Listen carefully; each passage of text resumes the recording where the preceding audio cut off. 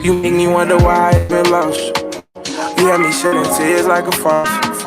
I'm scared to fall in love cause it costs you. You can feel the pain going through my pulse. You got me out here changing and out. You taking up a space in my heart. Sometimes thinking about the past give me notion. Sometimes thinking about the past also. Lately I'm approaching the future with some caution. Really had me believing how sure. Breaking my heart in pieces, broke yours. Are you sure that's what you wanna do? You can only pick one side. I guess you done chose. Made you number one, you didn't cross me too. One time is enough for me to cut you loose. Try to take your word, I ain't need no proof. But now that bridge is burned, I'd rather learn than live without the truth. Really had me believing how sure. Breaking my heart in pieces, broke yours.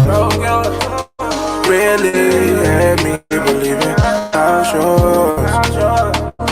Breaking my heart in pieces, broke yours. Are you sure that's what you wanna do? You can only pick one side. I guess you done chose.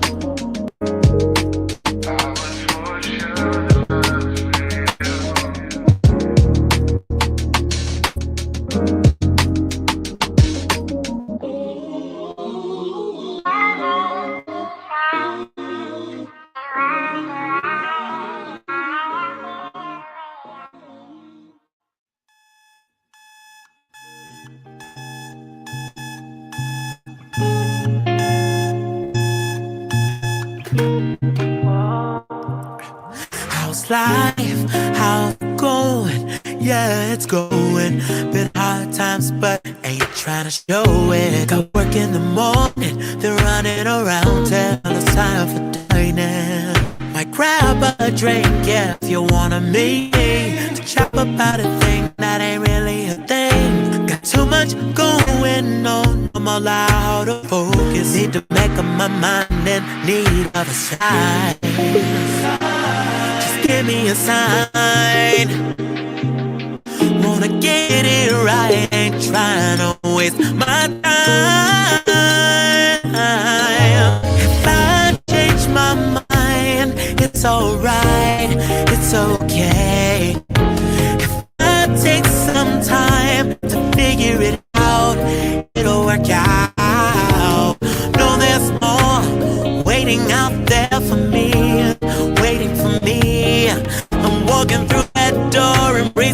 endless opportunity waiting for me. I don't know what lies ahead, learning from things I can't seem to forget. Tomorrow is now, ain't throwing no towels, taking up burdens that keep weighing down. Feeling alive, yeah, ready for flight. My glass that was turning, making minutes with earning. East and west, up and down in circles, regaining my focus in need of a sign. Just give me a time. Get it right, love and living my life.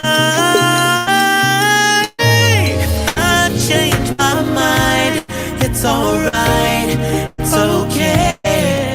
If I take some time to figure it out, it'll work out. No, there's more waiting out there for me, waiting for me. I'm walking through that door, embracing endless opportunity, waiting for me. I changed my mind, it's alright, it's alright, it's okay, it's okay. If I take some time to figure it out, it'll work out. No, there's more waiting out there for me, waiting for me. I'm walking through that door, embracing endless opportunity, waiting for me.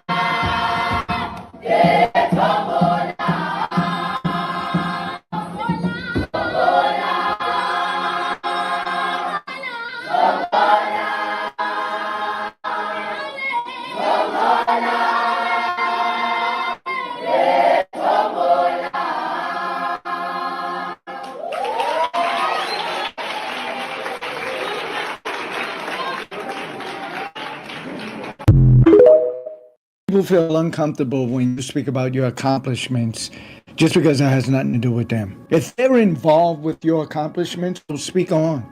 Oh, talk about it, speak about it, right? Because you're involved.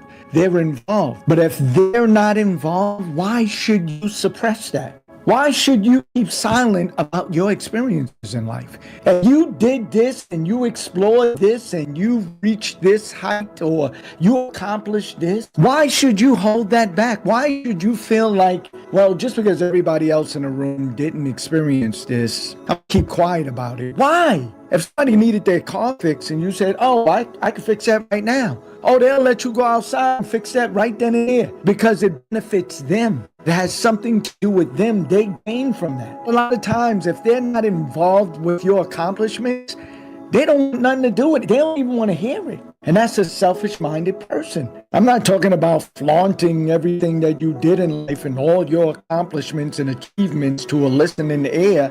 No, I ain't saying that. I'm saying if the opportunity presents itself, why you got to hold back? Why you got to keep quiet?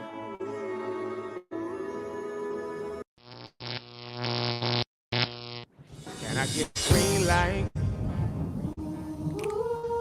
I want everything you promised me, Lord. Sometimes seems like it's taking way too long. Trying to be tied. Should I stay? Should I move on? Want to be right? So I'm moving out the green lights. Can I get a green light? How y'all doing, huh? Where you at? Can I get a green light? Wait, Lord, God, take a matter what you say, huh? Yo, can I get a green light? See, I want everything.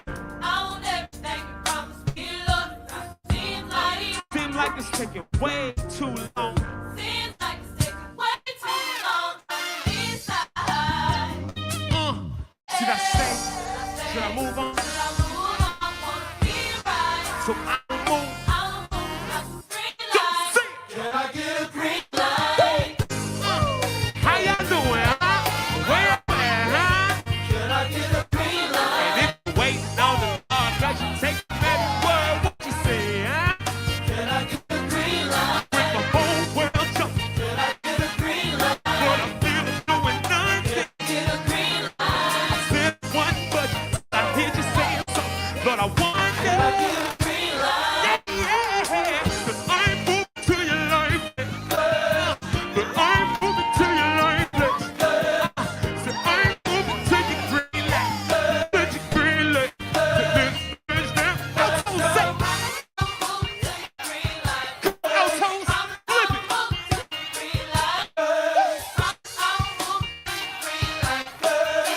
Right here. So put it down.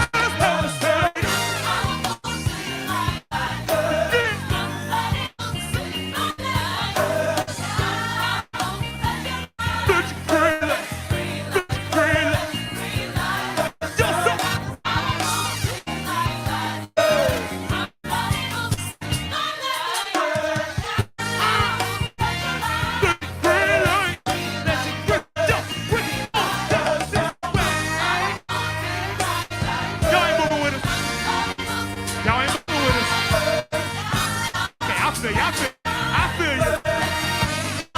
If you really get to that thing, just rip. Everybody. Soprano, sing. Everybody say it one time.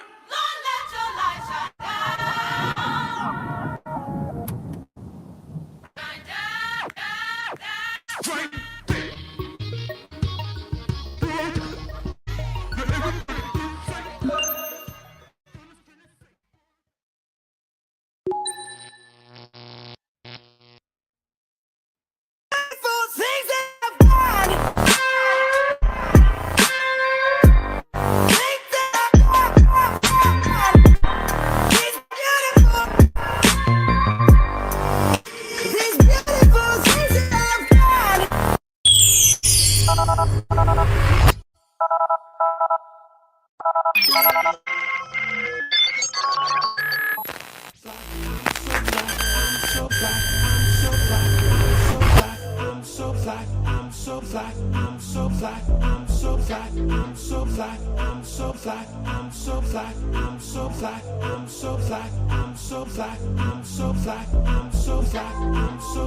Good morning to you. Good morning, everybody. What's up? Good morning. It is Friday. We made it to Friday. We made it over 100 subscribers. We did a lot this week. We done deconstructed people's faith. We done did a lot this week on Zeke Live in the morning. But good morning to you. Good morning to yours. Good morning to everybody. I hope everybody's doing all right. I hope everyone is fine. I hope y'all are having a fantabulous Friday so far. It's only 7:40, but it's not too early to have a good day. It's not too early to be having a good day. So I'll definitely say to y'all, go ahead and finish the day out as a good day. And if it wasn't a good day yet, then, if you got off the wrong side of the bed, then go on ahead and get back in the bed and get out on the other side, because I'm telling y'all, today is a good day. And as y'all know, I say it every day, this is a great way to start your day. Zeke Live in the morning, great way to start your day. Of course, I'm your host, Zeke Locke. What's up, y'all? I'm your host, Zeke Locke, and I got my man's Eric Rideout and Holmes and Pastor Bill Ellis will be with us today. So all of those folks are with us today. We are still deconstructing beliefs, and I always got to give this disclaimer. That I don't know if I always have to give this disclaimer. I'm just gonna give it. We are not trying to shut you down. We're not trying to shut your belief. We're not trying to make you walk away from the Lord. We ain't trying to, I ain't even trying to make you clutch your pearls. I just know that's what's gonna happen. But all that to say, this is not about making people feel some kind of way about their religion, feel some kind of way about their faith or their beliefs. This is really to get you, again, that overarching question. That's what this week has been all about, that overarching question. What do you believe and why do you believe it? Challenging the ideas that, if we had certain beliefs, there we are right there. What do you believe and why do you believe it? Just challenging the ideas of the beliefs that we have so that we can stand up on them. We can stand 10 toes down. If you believe what you believe, I don't really care where you ultimately land. All I care is that you are true to what you claim to believe. So that's what we are doing this week with Deconstruct Bit, talking through all of that stuff. And today is going to be a hot one. It's also going to be a hot one outside here in the Chicago area, but it's going to be a hot topic today. It's hot already. I feel it. But it's going to be a hot topic today. Today, y'all, we talking money. Yeah, today we are talking about money, tithes at the church, and I got two pastors that's going to be on with me, and then Eric. So yeah, all that to say, we going to see how this conversation goes on today. Hopefully y'all don't make pastors too mad, because y'all know pastors need that money. Now, let me not say it like that, because there's somebody on here right now who believes that's why tithes are being collected, and maybe that's what you believe. Okay, why do you believe it? See what I mean? That goes every which way. But anyways, we'll get into that a little bit later on. But for the beginning of this show, let's start with this. I got, of course, a couple of announcements I need to make for you here. If I can find them, then I'll show them. Let's see here. First and foremost, as y'all know, I've been announcing next Wednesday, Community Healing Resource Center, we're having a symposium that's going on, and I want y'all to please come on out for this. It's the annual Mental Health Awareness Month symposium. In case you don't know, if you haven't been watching Zeke Live in the morning, if you haven't been watching us, you probably haven't been hearing me say this too much, but we are in Mental Health Awareness Month. If you don't know that, May is Mental Health Awareness Month. And so the work that I do with the Community Healing Resource Center through Live Free Illinois, we are doing a symposium on the 21st. That's this coming Wednesday. All right, 9 a.m. to 3 p.m. And check this out. There's going to be breakfast. There's going to be lunch. There's going to be all kinds of sessions, all kinds of stuff that really geared at getting us the healing and the help that we need. That moment of, I call it that moment of woosah. It's that moment of woosah, right? I mean, just take a breath. If you remember Anger Management, the movie with Adam Sandler and I was gonna say Gene Hackman, Lord have mercy. Oh Lord, what the Joker, Jack Nicholson, there we go. What am I tripping? Jack Nicholson, that movie, remember that where they said, just say woosah, right? This is that moment of woosah. And again, this is not geared at people who are in the industry or in that line of work. Although, don't get it twisted, if you are in that line of work, please come on out. This is a great way to network and find other organizations and other things, but this is not catered towards that audience. This event is catered towards an audience of the community. So we want to see our communities healed. And there is a special session that's going on with that one. I've been talking about it and I've been forgetting to put the flyer up. But guess what? Today I got the flyer, y'all. Look at that right there. My big brother's going to be there. Pastor Charles Jenkins. He's coming through. That is a friend of mine, a big brother of mine. And so I love him dearly. He's given me some amazing opportunities in my music career. And so he's going to be there on that session. As you see there, there's Pastor Phil Phil Jackson and Reverend Sierra Bates Chamberlain. And guess who else is going to be here, y'all? We found this out last week. Guess who else is going to be on? Pastor Bill Ellis, Healing Through Sound. That's the name of this particular session that's going on. So of course it's the symposium. There's all kinds of sessions, but one of those sessions is the sounds of healing. So healing through sound. This is music, therapy, faith, and culture. This is like, listen, this is all that stuff. And for Lock Stars, I know how we are. We love some good music. We love the idea that the sounds that ruminate from us, the sounds of music, not the movie, but just the actual sounds of music is something that, that we lean into. We're musicians and singers over here.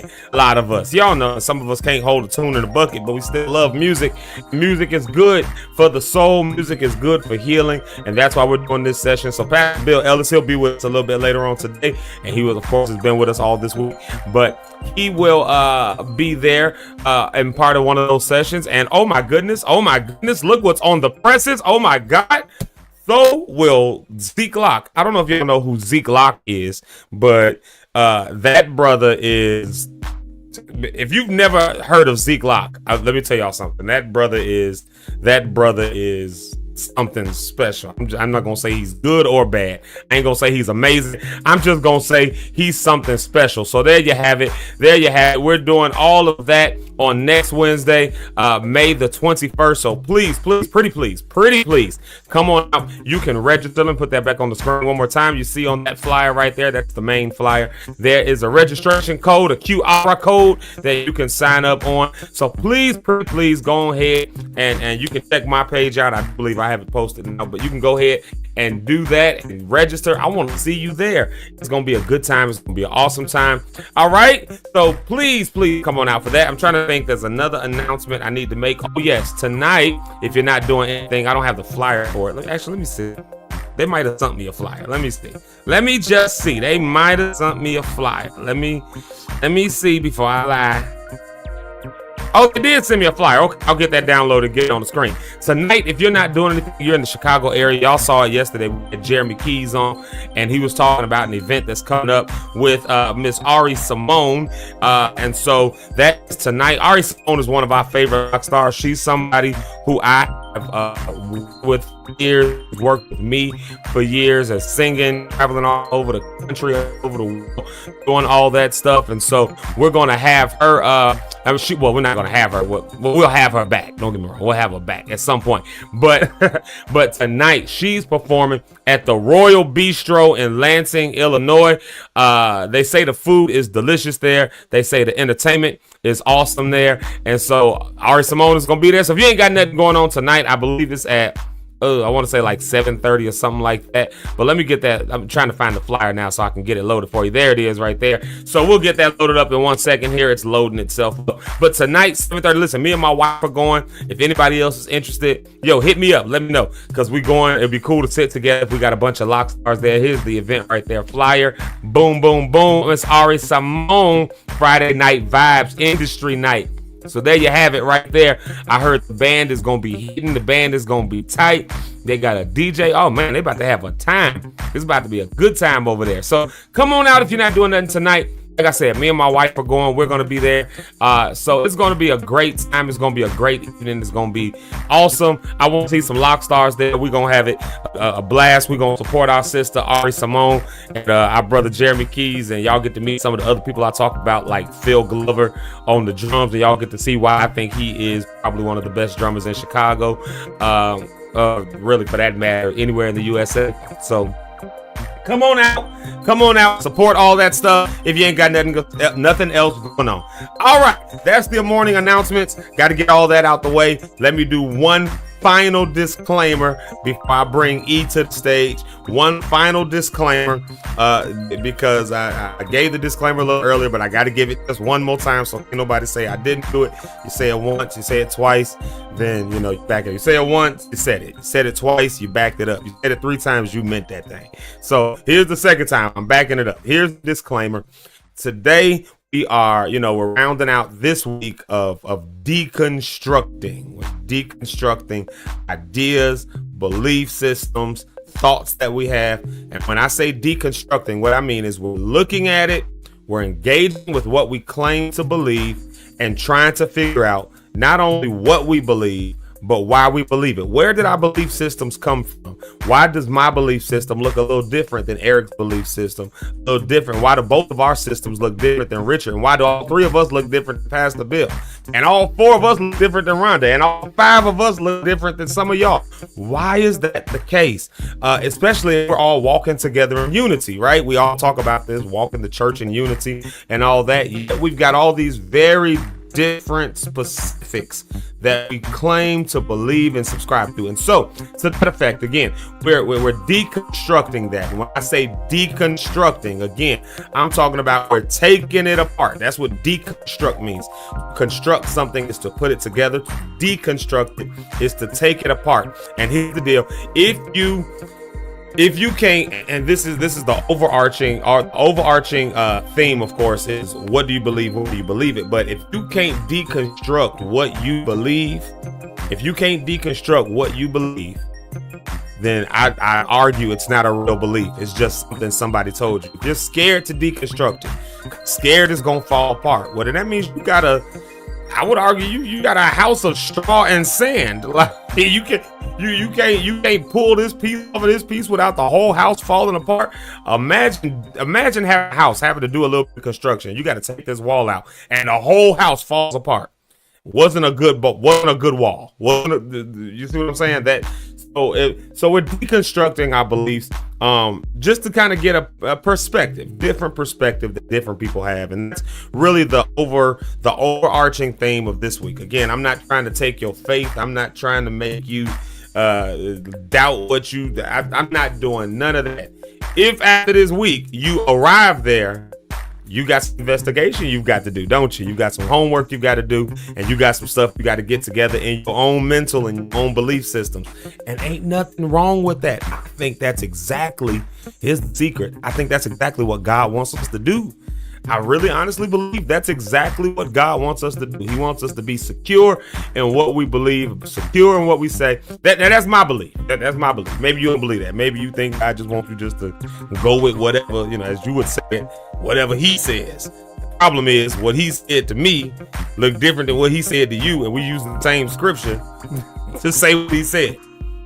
So what did God say? What do you believe? Why do you believe it? That's sweet. That's the second disclaimer. I might give one more a little bit later on, but for right now, I tell you what we're gonna do. Since it's the Friday flight, it's Friday, May the 16th. We made it halfway through May, and oh my goodness, I can't believe we already this far into the year 2025. But here we are. We done made it this far. It's your Friday flight. Let's do this. Let's bring Eric Rideout up to the stage. Y'all ready for this? And then we'll do some morning shout outs. That's what we'll do some morning shout outs, or maybe we'll do a music break first. But let me get Eric to the stage real quick. How am I gonna bring him up? I'm gonna bring him up. Bring that fly track back up. Come on, here it is. There it is right there. Let's get Mr. One and Only Eric Rideout up to the stage. Y'all give it up for my big brother, my homie, my friend, Eric Rideout. What's up, E? Can you guys hear me? Yes. All right, so I have to go grab. Bring the music back a little bit. Let's see. That's my fault, man. Look, so this morning, last night in the middle last night, all the power went out from my house, right? So I got up and just grabbed as much as I could and came to our mother's house really quick. But I see I left my microphone, so I got to run home and get that. Nah, it's all right. We had them storms that came through last night. We was in rehearsal when it hit, and it shut the system out there. So I told them to shut the system down. I was like, y'all turn them lights off, because we had the lights. They were doing the test runs for Sunday. Yeah, we had the media team there, all that. I had them at a full rehearsal, and before we got a chance to do the full run through and everything, the power, as the storm rolled through, power was flickering and stuff. I said, y'all shut everything off and won't nothing shorten out. We just got that board back. Yeah. Shut all that stuff off. It was crazy, man. I mean, I'm sitting there watching TV, right? I was watching Chicago PD and laughing at these people, man. And it's like an explosion. And then I looked at the window, saw sparks. It was trees falling, electrical wires and stuff. It was crazy. It's like over here, there's whole trees blocking the street. So it's police out and special rescue people all outside. Dang. It's a lot of trees and power lines on the ground outside. So you have to be careful where you Yeah. walk. Yeah, Oh, man, yeah. man, If I you love over in that side of town, that's how it was in Chicago, going down 100th Avenue or 103rd, going down 103rd. Yeah, on Man, 103rd, I hate I trees left my lined up over east. Huh? I'm really bothered over that microphone. I'm like, I'm 5 minutes from now. I'm like, I could run down the street and get it and come back. It's bothering. Nah, I'd be fine. Ain't no sense at all.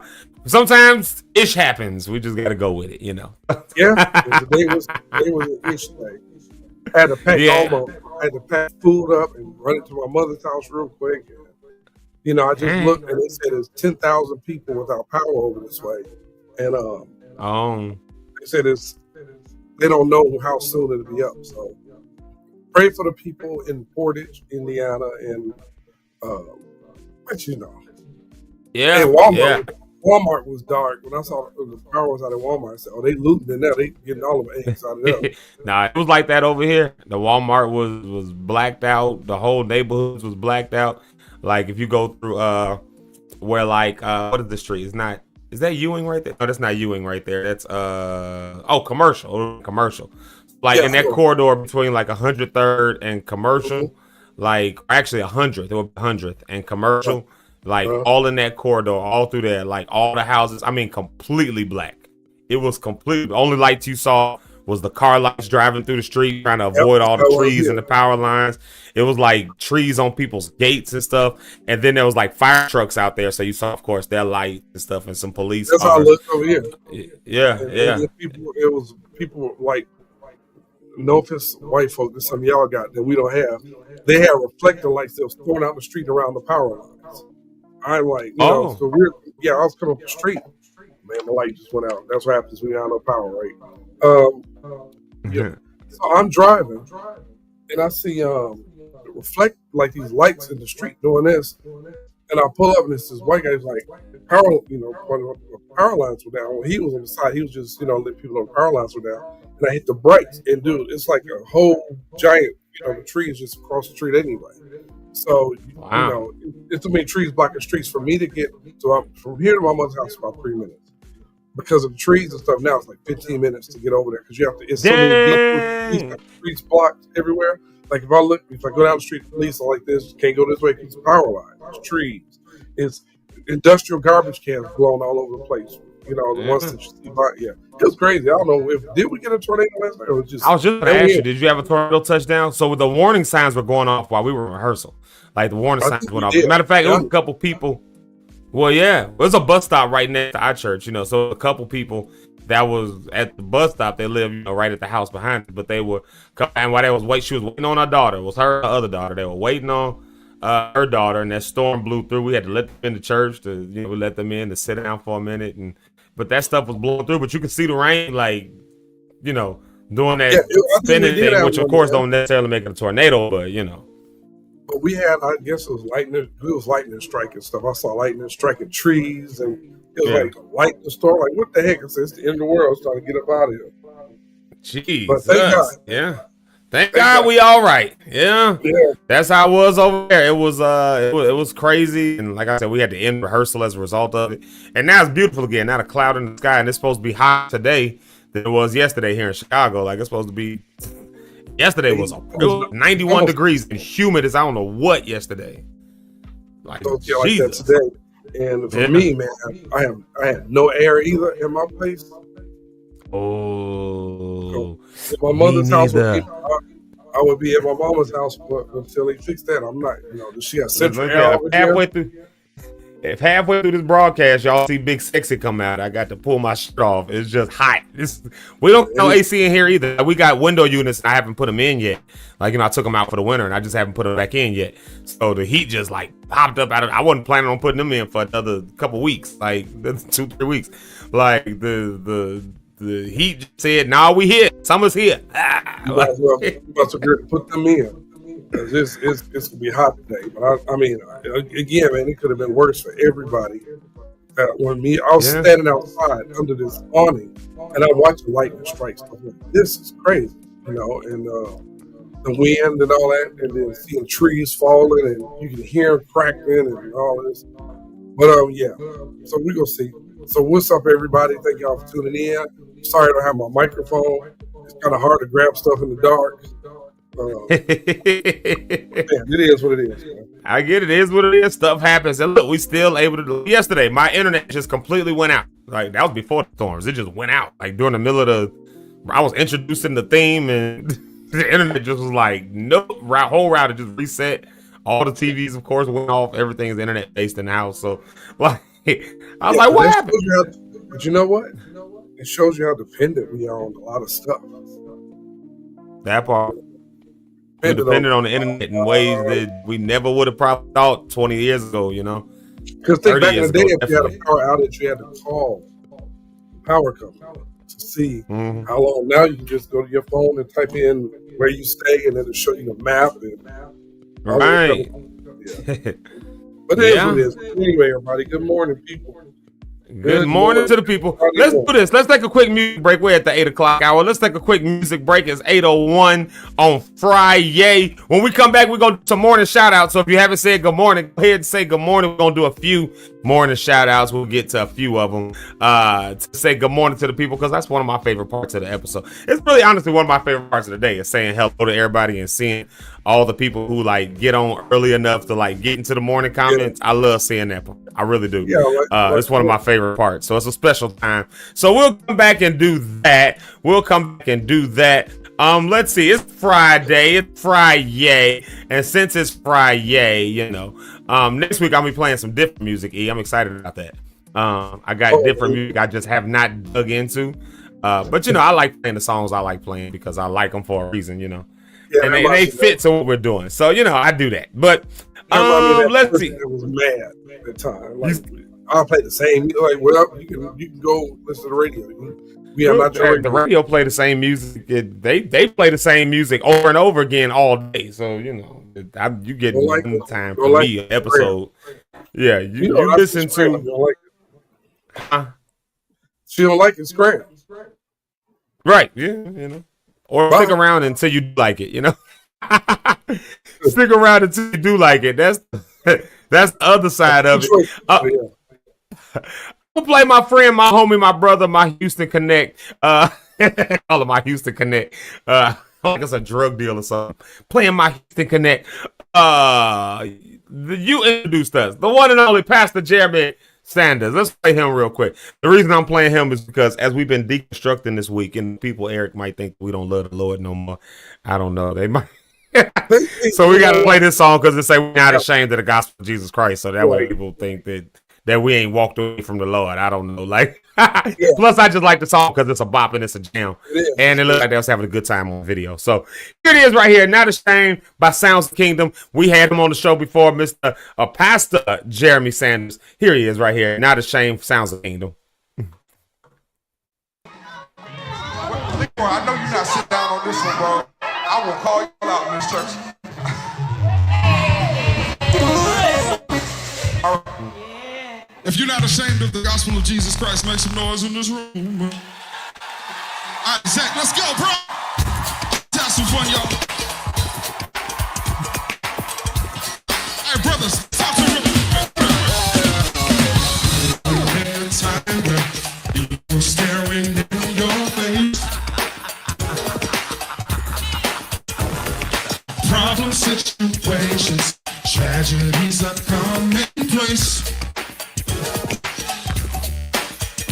Persecution running rampant makes you wanna lose your faith. Yo. But please don't be discouraged. Just remember he's the way. Yo, let's encourage him a little bit, y'all. Let your light shine. Let your light shine. Yeah.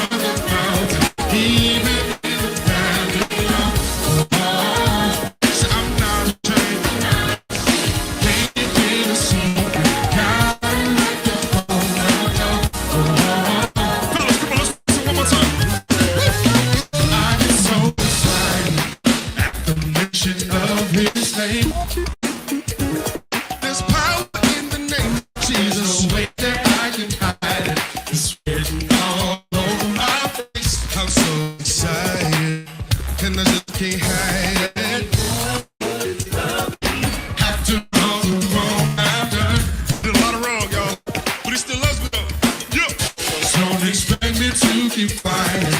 I'm about to lose control. Yo, isolation. I see you, Prince. What's up, bro? It's a house party. Yeah, that's time so. Yeah. It's in here, bro. Y'all gonna move on? Here we go. 1, 2, screaming from the mountains. Screaming from the mountains. Even in the valley of so I'm not ashamed. Can't keep it a secret. Gotta let go. Yes, sir. So I'm not ashamed. One time, say. So screaming from the mountains. Even in the valley of so I'm not ashamed. Can't keep it a secret. Gotta let go. Yo, here we go. I hit your part right here, y'all. Listen, I got it. I got it. Hey, say I got it. Why? Here we go. Let me hear you say.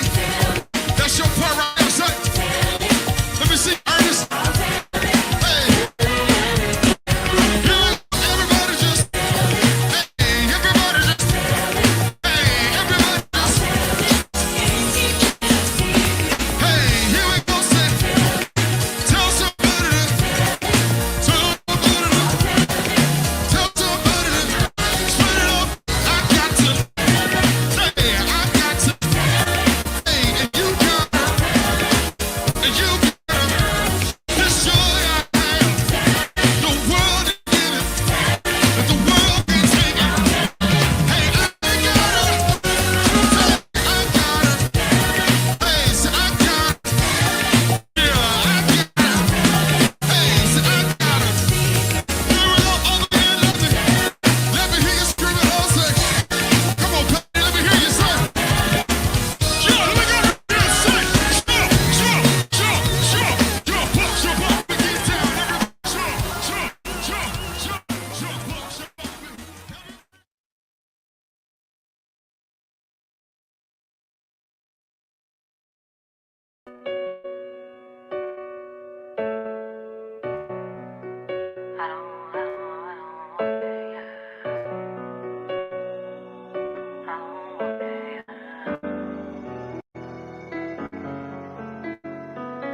Stand up, never lay down. Used to see us in the back, we in the front now. They tried, we did. Stepping up, no I'm about to go in. Steady dancing in the class, like an album walk around, talking handshakes, smiles for the big win. Almost on the reach in, trying to put their bid in, hoping they can slide just a piece in. But this ain't for the weak, for the hearts, wanna sleeves. Put a guard on your piece, gotta stay in your sleep. Take a breath and be me, gotta take it from me. No one can do you like you do it. Be fluent in you, that's a movement. Stay focused on you, it's not selfish, it's true. It's only to you that you prove it. If I can't feel no love, I don't want it, yeah. If you can't feel these boys, I don't want it, yeah. If it don't bring me joy, I don't want it, yeah. I don't want it, I don't want it, yeah. People used to talk about me falling off, now they looking for my corner. Higher. Boy, I'm on the backtrack, I ain't cutting no slack, it's a new one. Higher. My team is really strong now. Higher. I'm coming like the sun now. Higher. Guaranteed on this walk, you won't believe, but it's worth it's the creed and my faith, it goes free. No one can do you like you do it. Be fluent in you, that's a movement. Stay focused on you, it's not selfish, it's true. It is only to you that you prove it. Hey, it is only through him that you prove it. Woo. It is only through him that you prove. If I can't feel no love, I don't want it, yeah. If you can't feel these boys, I don't want it, yeah. If it don't bring me joy, I don't want it, yeah. I don't want it, I don't want it, yeah. Entangled in trance, the pressures of being down. Transcend traps and their bodies up to the clouds.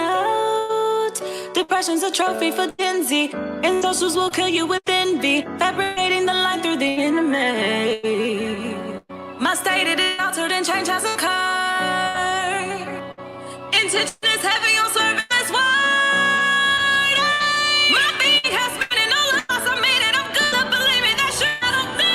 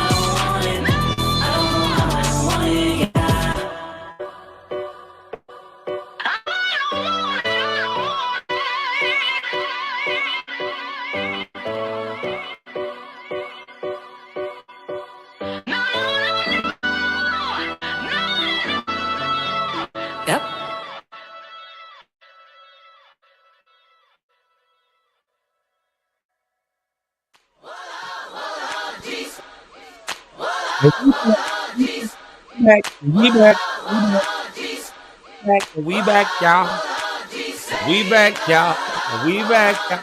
Hey, yo, we back. Zeke Live in the morning. Good morning to all of y'all, to you and yours, everybody. Good to see y'all. Hey, y'all, let's do some morning shout outs. Let's see here. Eric, you back yet? I don't know. Eric's been running around. As y'all know, Eric is having technical difficulties because power outages that happened over here. Oh, look like he's back. There he is. Let's get Eric back to the stage. There he is, my friend, my brother, my man, my homie, and co-host, the one and only, the Mr. Eric Rideout. Yeah, there goes. I don't know why that video was playing a little bit choppy there. It was choppy on my end too.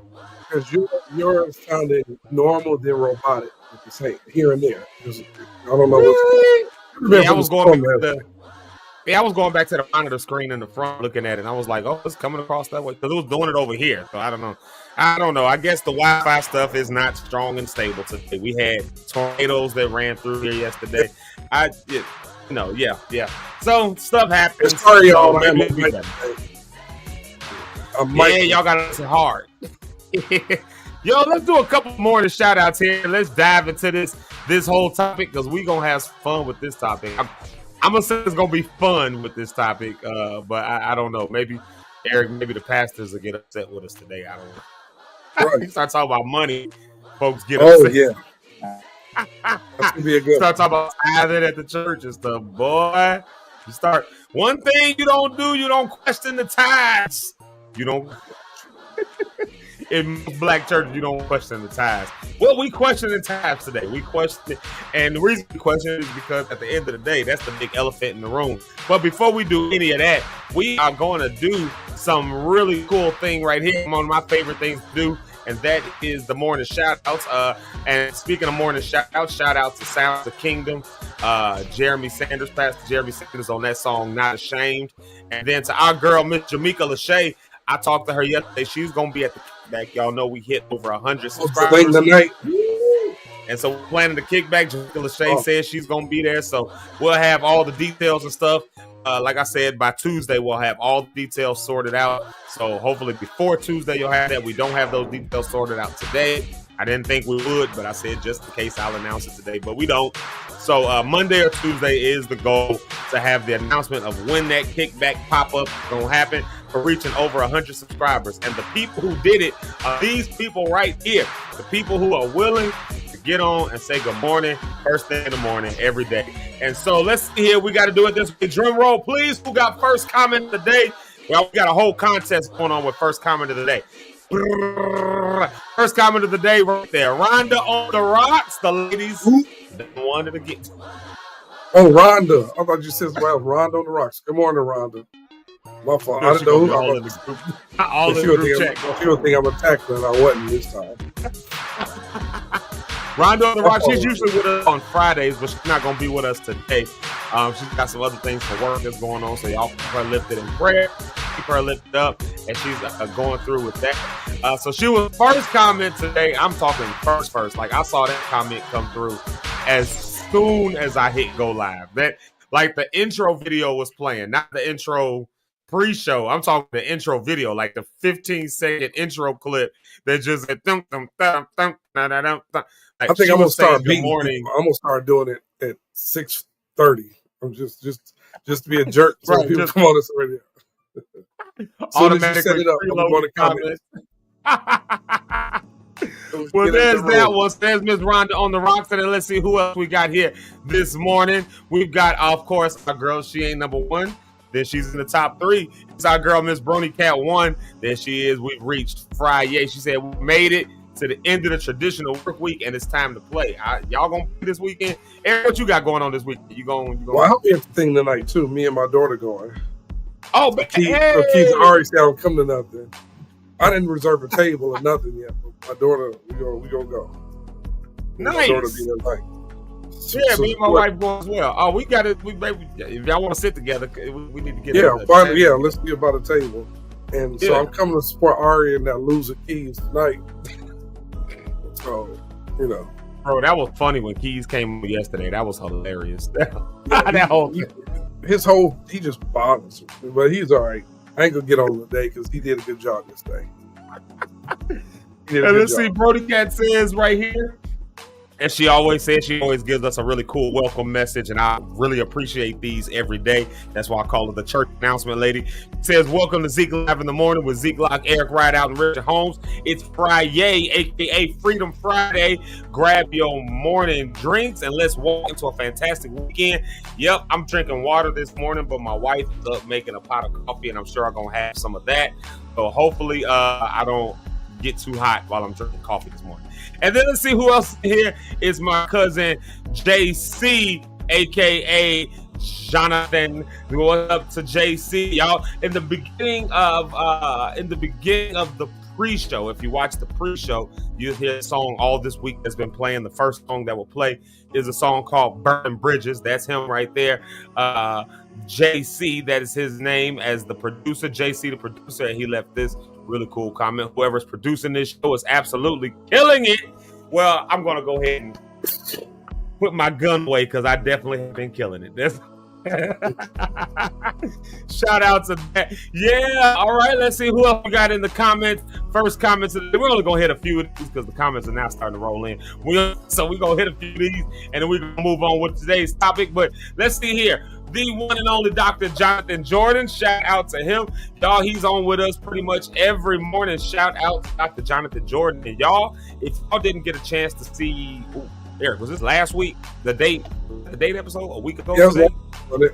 Was that a week before that? I don't even remember them all. All these shows just run together now. Like, literally. Right, whenever we did relationship week, it was either last week or the week before last. Whenever we did relationship week, the last day of the show, Dr. Jonathan Jordan is on there because him and Rhonda went on a date, and so they recapped it. We've got footage of it that's going to be coming out at some point in the future, so you'll get a chance to see that. We recorded the whole thing, but we had a chance. I definitely want to see that. Yeah, I know, right? I want to see it too. I haven't seen anything yet. I haven't seen anything other than the clips we played. Like they were at the date. We were at the restaurant. You know, I was there with them, and I wasn't there with them. Me and my wife was there because we wanted dinner. Like, so we did the stuff we needed to do, and then we had a table so we could actually eat and test it out. At first, I thought I thought about crashing the date, just walking in, sitting down, and pull up a chair, and just start eating with them. You know, I'm over here. That would have made for great TV. Seeing somebody on a date and then go crash the date. Rhonda would have cussed us clean out 73 different ways. Like, it wouldn't been nothing we could even say about it. Like, so he was on that date. So you want to go check that out. Check out that episode for Relationship Week. And I gotta even say again, thank you to Asada Grill for even helping us to sponsor that and doing that. We want to do more with them. They've become one of our favorite places, one of our favorite. Matter of fact, I think me and my wife are going either there or Asparagus tomorrow night with my brother-in-law and his girl. So we going on a double date. I think we're going to it's either going to be Asada or Asparagus. So Asada has now made it to our radar, so they're an excellent place. So you can go check that episode out because that was a good time, and we talked about relationships and all that stuff. Sent Rhonda on a date, and her and Dr. Jonathan Jordan, they were both willing to put themselves out there, and they did just that. And it was a phenomenal week, a phenomenal episode. So go back and check it out. And then Eric is one of your favorite people in the world. Somebody who you love very. What's up, Joshua?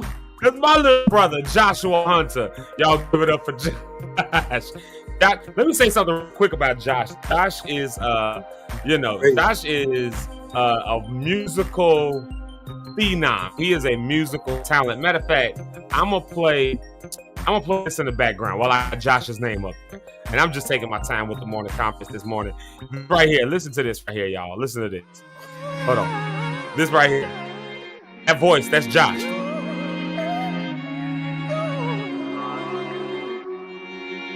I never that do voice. All this time. Yeah, that's Josh doing all that. Yeah. That's Josh doing them. Yeah. Josh is a musical phenom. He's good, man. That man can sing. If he can't do lyrics, he can sing. But you got to put him in the box. You let Josh loose, he will change your life. Hey, listen, Josh is on just about every studio record that I've done. Though, like when you hear "I'm Walking," it was Josh and Nathan that did all the over for that. When you hear I ain't even gonna go down the list because if I start going down the list of all the stuff Josh is recording with me with, yeah, y'all hear every song I ever recorded that y'all ain't heard yet. So yeah, Josh is a musical phenom. I love you, Josh. And where you been at, bro? We ain't seen you in forever. We gonna have to do something so you can be there. There it is, right there. And then another one of your favorite people, Eric. All your favorites are here today, Eric. All your favorites. Rita. Rita wants to be me so bad. Well, good morning, Rita. She said she wants to be you. Yeah, she patterned. She called me and said, "Man, it's so much of my life I've patterned after you." And thank you for coming to my life, helping me see who I can be. So, Rita, I appreciate the love that you share. Wow, Rita! Wow, that's big, Rita. Good job. Yeah, good job. And you have no mic, and you have no platform on here to dispute me. So it is what I say it is. Right, no platform to come back in. You can't get on here until we put you on here to dispute me, and I'll just erase your comments. So it's going to be my narrative is what it is. That's my sis, my homie, my friend. This Rita Renee Miller. Cool. She is cool. She's been at I hear all the recordings and stuff I've done. In fact, Rita wasn't on the green light. Josh is on that green light video. You see him on that green light video. Rita wasn't on that, but you do hear her voice on there. So yeah, shout out. She's on the song that we recorded, Queen. She's one of the leads on that. So y'all give it up for Rita. And then here it is right here. The one and only Mr. Christopher True Hood. I'll give it up for Hood. Hood did a lot of the photos stuff. He filmed he did the videography for The Date for Rhonda and Jonathan Jordan. Oh yeah, okay. Hood did that. Yeah. Hood good. So there you have it. Yeah.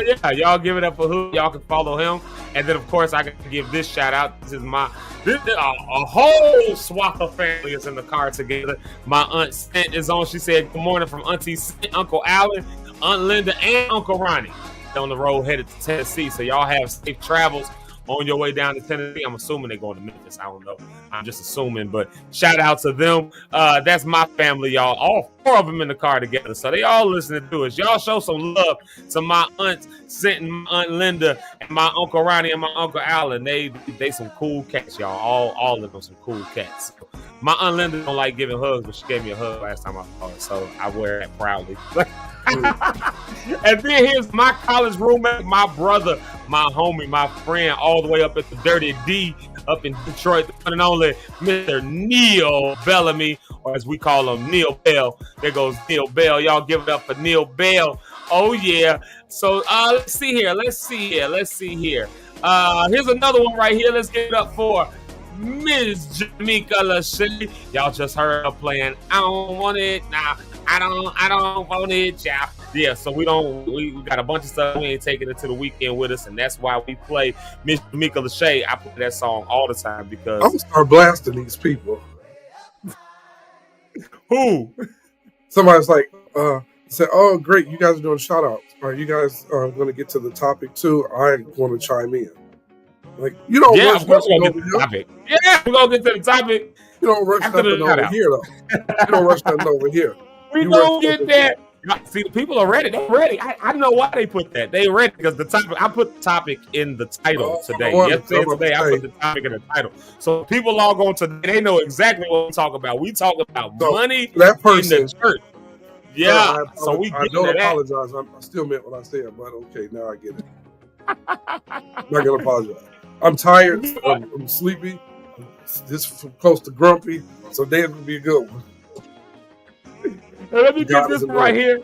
Oh, my wife just brought me some coffee. Shout out to my wife for the coffee. And then right here, Miss Victoria, blesses my brother. God is in the room. Listen. God is in the room. There she is right there. Vicky, thank you so much. She always says such beautiful words to us. There it is right there. And speaking of my wife, look at she making coffee and she's in the comments. There she is right there saying morning, people. Y'all say if you're on the YouTube side, if you're not on the YouTube side, go ahead and follow and subscribe. You don't follow on YouTube, you subscribe on YouTube. But subscribe to us, turn the notifications on because we're on the road to 250 now. We're on the journey to 250. Of course, we're going to celebrate this 100, but we're on the journey to 250. So there's my wife. And speaking of family, there's my Uncle John. He's on with us. He hasn't been on with us in a while. So shout out to my Uncle John, yo. I don't think he was on here when we wished him a happy birthday like 2 months ago, but like a month and a half ago. So it's like it's a belated happy birthday. We wished him happy birthday and everything on March 31st. I don't think he was on that day. It was a Monday. I remember. So there he is right there, my Uncle John. Y'all, shout out to everybody. Good morning to all of y'all. We love y'all. We appreciate y'all for locking in with us every day. And then check this out. Look here. Rita had some comments for you right there, Eric. She said, I see Rhonda wants to report. You know he lying. I see Rhonda said she'll report the podcast and all this. Rhonda said, mute your mic. Go YouTube. Oh man, Uncle John says thank you, all of that stuff like that, and this good morning to my wife. Oh, look, I missed one. John Johnson, I missed him. I can't miss John Johnson. Freedom Lighting, can't miss a shout out to him. Listen, y'all, I tell y'all this I haven't told y'all this every day because we just started streaming to everybody's pages, and hopefully after we get done with StreamYard, we'll be able to continue doing that. But if you're on any of the other pages other than there's only 2 places where the comments, 3 places technically, where the comments come through, but one of them we just on it. So Twitch is one of the places where the comments show up, but you got to be on Zeke Locke on Twitch. Now, I'm not even on Zeke Locke on Twitch, so we'll worry about that bridge months from now. But for now, we just run it through there just to get a history on there. And then there is YouTube, Zeke Locke on YouTube. Go to Zeke Locke on YouTube. Matter of fact, let me solo my screen so y'all can see it in case you haven't seen it. But right there, YouTube. If you haven't subscribed over there, go ahead and do that because that's where the comments show from. And then on the not the profile page, but my page. Not my profile, but my page. Zeke Locke on Facebook. So those are the 2 places where the comments show up from on the side. So I'm saying that to say, I want to acknowledge everybody's comments. And I know we got people who are watching from other platforms such as Eric's pages. When Rhonda's on, they're on her page. And just, we stream to these other pages, but unfortunately, it doesn't show up on the side. And if there's a way to do it, ain't nobody put no effort into trying to figure that out either. And I don't think none of us really got the time to try to figure it out. So saying that to say, go to YouTube on Zeke Locke. So that we can see what especially for these types of conversations, because these conversations here are huge, man. These conversations are huge. This conversation, and I know all the preachers. Matter of fact, y'all go ahead and tag a preacher, tag a church person, because today's topic, Eric, we talking about it. We gonna hit it, and I don't know if they're gonna be. Yeah, I got some. I don't know if the preacher's gonna be happy. Huh? So I'm ready for it. I got some notes and stuff for it, which are Eric got notes, y'all. Yeah, but my notes are biblically backed up, so it's gonna be hard for them to debate me on this. Well, it's not all about a debate, though. This whole thing is really just what different people believe and why they believe it. Here's why I think the preachers specifically get mad because obviously, I'll just dive into it this way, and then we'll hit a music break real quick. Let me introduce the theme. We'll do one more music break, and we coming back to talk about it. So the theme of tithes in the church, that is obviously a hot button issue whenever it comes. John said notes, Jesus Christ. Yeah, I was ready. There is obviously a hot button issue inside of the church, especially as we look at the numbers of the church actually on the decline. Now, there are some statistics that show that numbers might actually be maybe rising a little bit for churches, especially for certain denominations such as Assemblies of God. They're actually on the rise right now, and certain other Pentecostal denominations. But by and large, it's not such a rise that's sending the church numbers like this. By and large, data and statistics in American church is showing us that the church is on a stoop, a decline. A stoop is going down. Not a stoop, but a steep. I can't talk. A stoop decline. A steep decline. And, right, a stoop decline. Just like you said, you should have sunk it over. His country accent be coming out, but so it's on a steep decline, and one of those things that comes up all the time when you have these kinds of conversations with people, especially people who are either not from the church or people who are in the church and who have an issue with this, is the conversation around giving.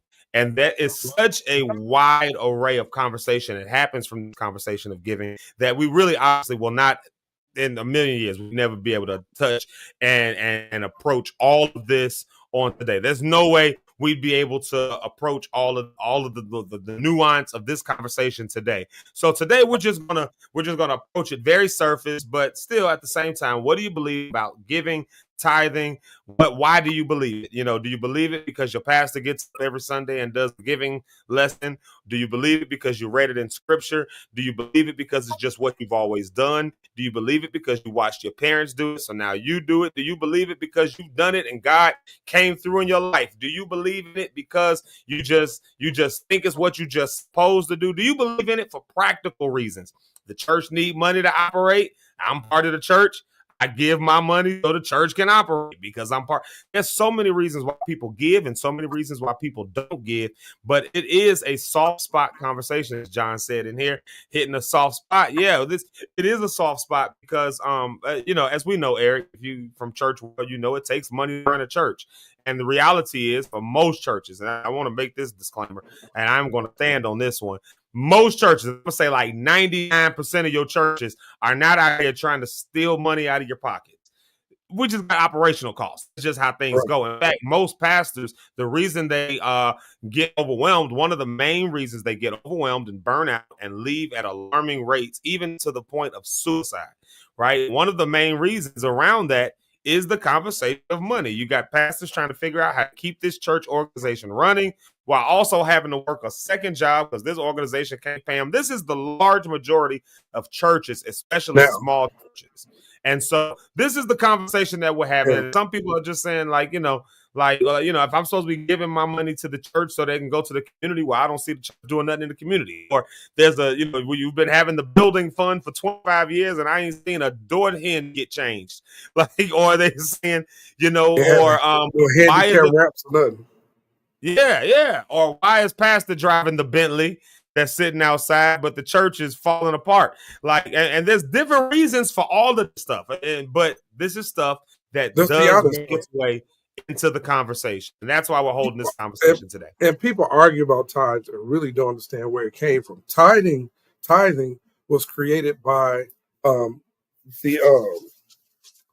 Israel created that for the priest, to pay the priest because priests weren't allowed to work another job. That's where it came from. It was a thing of, we need you guys to stay focused in here. That's where tithe paying came from. Then, of course, they give the scripture, Malachi, when a man robbed God, blah, blah, blah. But also at the same time, man, I was thinking about something with that. People always say that, 10%, but the New Testament teaches something different. The New Testament teaches you to give freely from the heart. So now we have Acts, they gave all. Mm-hmm. What about the people who gave all? What about Jesus to the rich man? And he says, well, sell all your belongings, give it away to the poor, and then come on and follow me. And also tithe paying back then to different people was a sign of respect too. Like kings were paid tithes. People paid tithes to the king. New Testament New Testament, they paid alms and taxes rather to the king. So Old Testament was done to take care of the priest. To take care of, let's be honest, it was to take care of the pastors and the leaders. That 10% was for that. Now, Jesus came and said, the tithe paying was under Levitical and under that belief. So Jesus comes along and they say, hey, give with a cheerful heart. Give what you can. Give from, and you don't have to. And here's another thing that people talk about. Do you always have to tithe with money? You can tithe with your time. You can tithe with your. It's a whole bunch of ways. And that's when the argument starts to happen because there's people who view it that way. But then you would have other preachers, of course, who would preach and say the Bible instructs us to give our 10%. So again, this conversation, and people are not, I know we got smart people at Lock Stars. And so when they hear these different things, it creates sometimes cognitive dissonance. And so again, this is, everybody at the end of the day is going to give or they're not going to give. People go to church and they know that whether they're going to give or not. They know what they're going to do. They're going to either give it or they're not going to give it. They done already made up their mind. They done already fixed their budgets and already. adjusted stuff, made it happen. And so there's so much conversation that's around this. And again, I'll say it again, where you ultimately land on this is where you ultimately land on this. And that's between you, yourself, and God. That's right. But my fear with the church today, and we're going to do a music break and we'll come back and hit it some more. But one of my fears with the church today, honest to God, is that we have belief systems, for many of us, belief systems that we've never investigated. We just ran with something that somebody told us. And then when you engage in a conversation like this, you can tell somebody doesn't really know what they believe or why they believe it, because you engage in a conversation like this and they'll give you a link and say, go watch him. He talks about this. Go watch this. She talks about this. I said, no, I don't want to hear them. I want to hear you. Why do you believe this? So you just listening to what you see what I'm saying? That's why we're having these conversations this week. So we on soft spot conversation on the conversation of tithing, because we know what that is.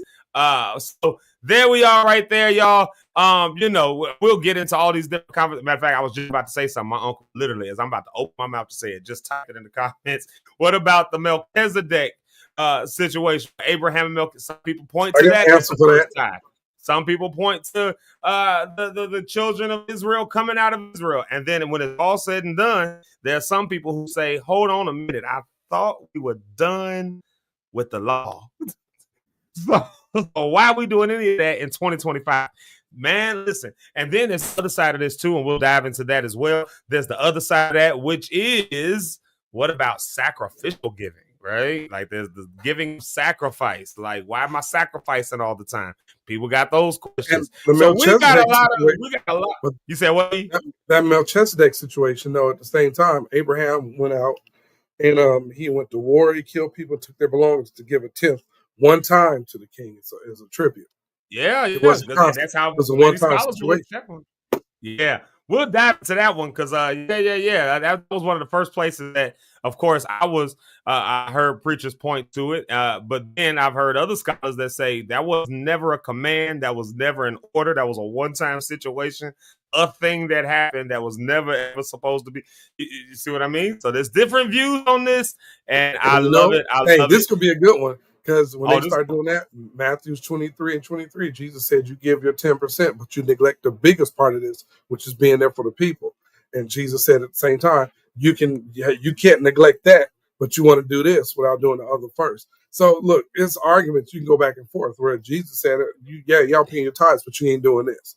And then Jesus said at the same time, told people, give with a cheerful heart. What if you can't give 10%?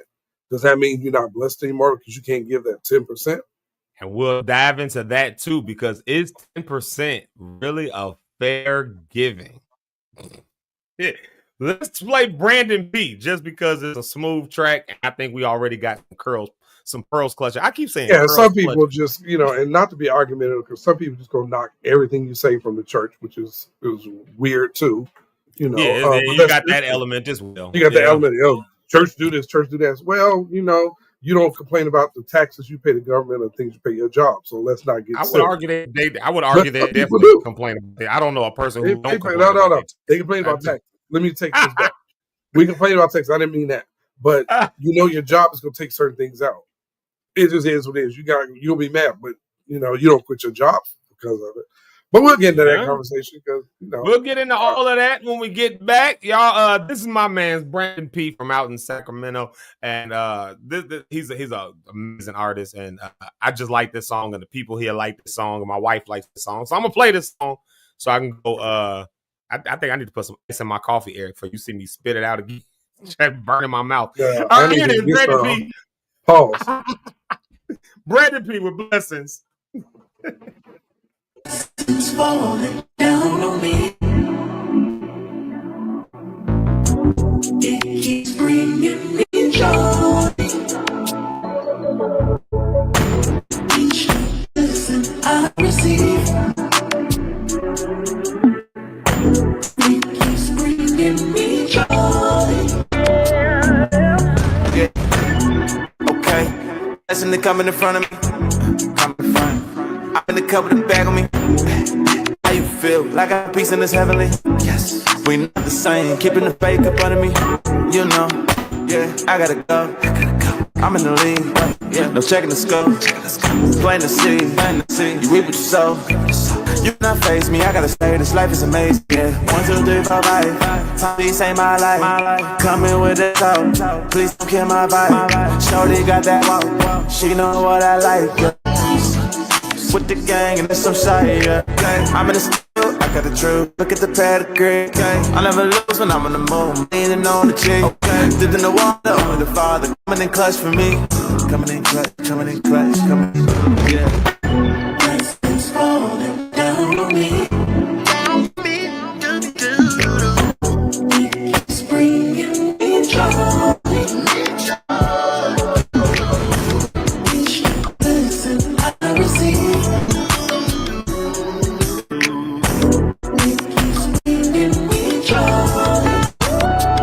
Look, you bring joy, yeah, you problems I avoid. Why would I give up my core? Belief in you don't change my war. Make me feel like I'm the world. You, well, maybe I'm not sure. Just make me your little vessel. I won't wrestle with you, Lord. I got all these blessings, and I'm gon' need a new umbrella. We don't do that stressing, baby. Faith gon' work in any weather. Once I gave him all of me, I just hit the Hall of Fame. We take Jesus over shame. I know Lennox, but he not damn. They say no, I'm still the same. Yeah, I got a lot to prove. Fill my life with room. Here I got that tune. Yes, I can't help it, my confession. Tell him I'm about to bloom. He rose me up from the womb. Blessings coming soon. Blessings falling down on me. It's bringing me joy. Each blessing I receive.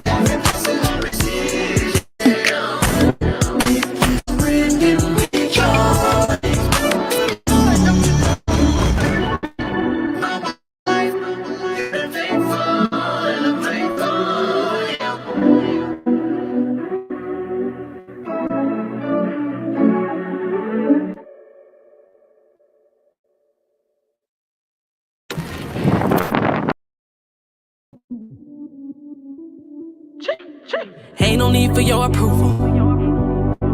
Nah, nah, nah, nah. Yes, I am made by the ruler. Yeah, yeah, yeah. No need for your approval, cause I'm made by him. Designed to his plan, I am who I am. Reaping up the harvest that he promised me. Talk all you want, but you gon' have to walk for me.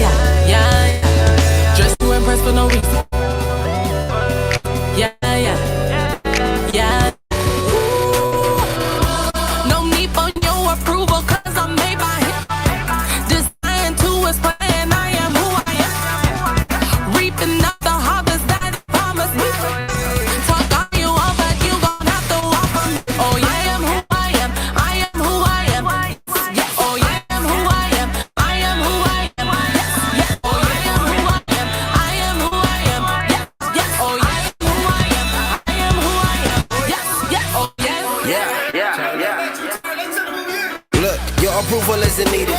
I give my kudos to Jesus. You knew my name before I was defeated. With him on my side, no one can defeat it. Don't go to the DMV for my ID. I'm uniquely made, you can't copy. I'm weird, creative, and elegant. I get wild, boy, too munchy. What you saying is Saturday? You should fall back like a rocket ship. I just assume that you unaware. You cannot hurt me. I'm more than a conqueror. I can't worry about what you say, cause you do not control my fate. It was my daddy who caught me when you three shot me. Boy, the same grace never changed.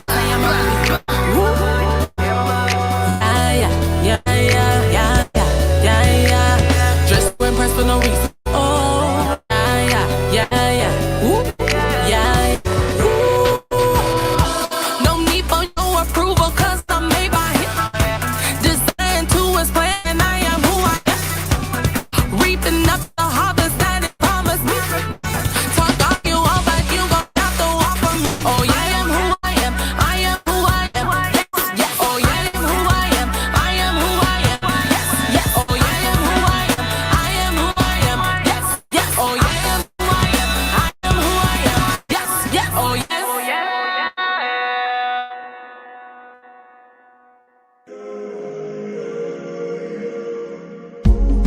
What was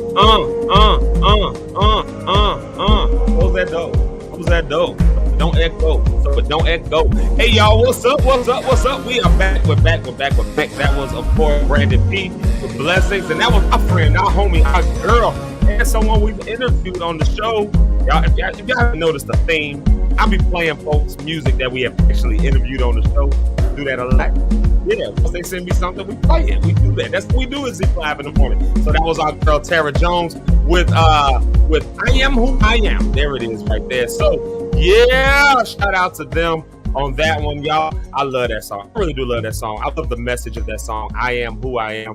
I really do. I like that message. You know, I like the message of that song. What do you think about that song, E? That Tara Jones joint. Are you muted, bro? My fault. I forgot to unmute it. I like it. Yeah. You know? I am who I am. I think it's a good song, to be honest with you. Yeah. And I'm here. I'm trying to get my ear things together. It's everything's off this morning. I know. Not and all kind of stuff. Storms put you off. I think the internet is lagging over here on my side because I keep getting it's lagging. The bars, the songs be lagging, and hopefully the loudcast for us on isn't lagging too terribly bad for y'all out there. If it is, y'all forgive us. We had storms in Chicago. There was a storm out on Lake Michigan. It was moving this way, and now we're still dealing with the problems from it. Yeah, that storm was wild, and so we're still dealing with the residuals from that. So yeah, there you have it. But nonetheless, we started this conversation about tithing in the church, tithing and money in the church, and it's a soft spot. It's a soft spot topic. And I'm the kind. If you haven't learned this by now, I'm the kind. I am not scared to approach these topics. I'm not. There was a time where I would argue that I was very afraid to. There was a time where I was afraid to ask these kinds of questions, ask these kinds of topics. And I don't know that was given to me by, growing up. My parents were my pastors, and then my grandfather before that. I don't think they gave me that fear of questioning and engaging with scriptures because my parents, my grandfather, they would engage with stuff at a deeper level like that. My dad had a theology, has a doctorate in theology. I remember him getting that, and that wasn't a doctorate in in divinity. It was a doctorate in theology. So, the different world religions and stuff like that. So, but I was never taught to be fearful, to engage in these types of questions. But somewhere along the line, I picked that up. Again, that's why these questions, what do you believe? Why do you believe it? Like, why did I have that fear? Where did that come from? It didn't come from growing up in church. It came from being around church after I was already grown up and trying to fit in certain places and making sure you align up with their doctrines and stuff like that. And at some point for me, it became, do I even really believe what this man is standing here talking about? What this woman is standing here talking about, churches I'm playing for, and I'm on the stage and I got to, I got the lead worship right out of it, all that kind of stuff like that. And in my head, I'm going, I don't even know I believe what you're saying. Like, but I got to give this face of I do. And so it created this tension within me. And that's, we're having these conversations in Mental Health Awareness Month, because for me personally, that drove me down a real dissonance in some real cognitive dissonance in my mind. And so, I want to engage these conversations. I'm not afraid to engage these conversations, and I hope y'all aren't as well afraid to chime in and jump in into the comments and say your views and your point, because me and Eric and Rich and Pastor Bill, all we're doing at the end of the day is giving our views and perspective on it, and just finding where those common grounds are, where those differences are, and just, again, what is it? Why do we believe what we believe? And y'all get a chance to do the same thing. That's this conversation. And so, of course, as we said, one of the softest spots of all of these types of conversations, we done talked about drugs and sex and alcohol, and what else we done talked about this week? We done talked about, I forgot, all the stuff runs together. We done talked about some heavy stuff, but I knew that this was the real elephant in the room, because this is one of them things that people just got an issue with. And, so tithing, money at the church. So we've already started presenting some different stuff, some different ideals. What is tithing? So for those of y'all who may not be from the church world, I guess it would makes sense for us to explain what the word tithe actually means. You see the word tithe, it's an old English word that basically just means a tenth. A tithe is a tenth. So a tithe of something is 10% of it. So, well, just 10% of something. So when we talk about the tithe as it relates to our money, we're talking about 10% of our money that is taken out of whatever earnings we have and given directly to the church, given to our church organization, the community, the faith communities that we live in. So for many of us, we take 10% out of our checks, out of our earnings, out of whatever we get, and we give it to the church for the operations and the workings of the church. Now, that's what the word tithe means. You've probably heard this terminology if you're not from the church world, tithes and offering, right? So whereas tithe is a dedicated 10%, it's very specific language. Offering is basically whatever you've given now. It's whatever, and you'll hear it described like this in most churches that do a lot of talking about tithe. They'll talk about tithes and offerings because they'll talk about an offering that goes on top of the tithe. And so by the time that happens, you hear really a lot more of the giving lessons and things given around the conversation of offerings. So now you get into sacrificial offerings and what are some of the other words we use? Teruma, some other words we use, something that goes directly to a preacher or whatever, or words like offerings special, or even make it more I'm trying to make it real practical, like building funds, for instance. So somebody giving to the building fund. You probably grew up in an old Baptist church, you probably heard about the building fund, right? That's an offering. That's something that's in addition to the 10% that you're expected to give. And I'm using that word carefully but also intentionally, expected to give. The 10% you're expected to give, so there's something that goes on top of that. So things like a building fund, or I don't know, you give it to a youth program, the youth about to go on some trip and they need volunteers, or they need people to sponsor some youth. Those are offerings, right? The additional on top of the 10%. And so and for some people, they don't give anything. They just give an offering. It's whatever's in my heart, whatever I can do, I will do when I can do it. And so that falls under offering, I would argue, as well. So this is what we're talking about. We're talking about tithes and offering. And the reason that's a soft spot is because now you're digging in people's pockets. And I get it. You don't want somebody telling me what I need to do with my money. I made this money. Who are you to tell me? How you gonna tell me what to do with my money, what to spend my money on? And so this is, I think, why a lot of people have it as a soft spot, because somebody's telling me I have to give 10%, then they want me to give a little bit more on top of that, and then depending on where you are, it ends up being a lot more. Do you know there are some people who are doing how vulnerable will I be? How vulnerable will I be today? That's the question, E. How vulnerable? I'll say it this much. I know for a fact that, and somebody might actually, if you think I'm wild for this, then you can, I'm fine with that. If y'all think I'm wild for this, let me know. But I know for a fact I'm giving at least over $500 a month to my church out of my household. Now, when you break those numbers down like that, that's a lot of money when you think about it, right? That's a lot of money. Like, what other expenses do people have that's given those kinds of numbers? I mean, I don't think, because of our cars are paid off, our insurance isn't even that high collectively for the two cars. As none of our bills reach that price point.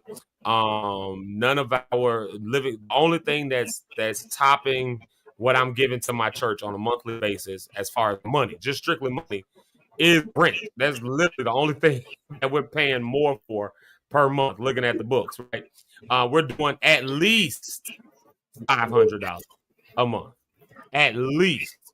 That's coming out, right? And when you think about a number like that, that's a jaunting figure. But that's about, I don't make a whole lot, but that's about, 10% of what's coming out of my paycheck, right?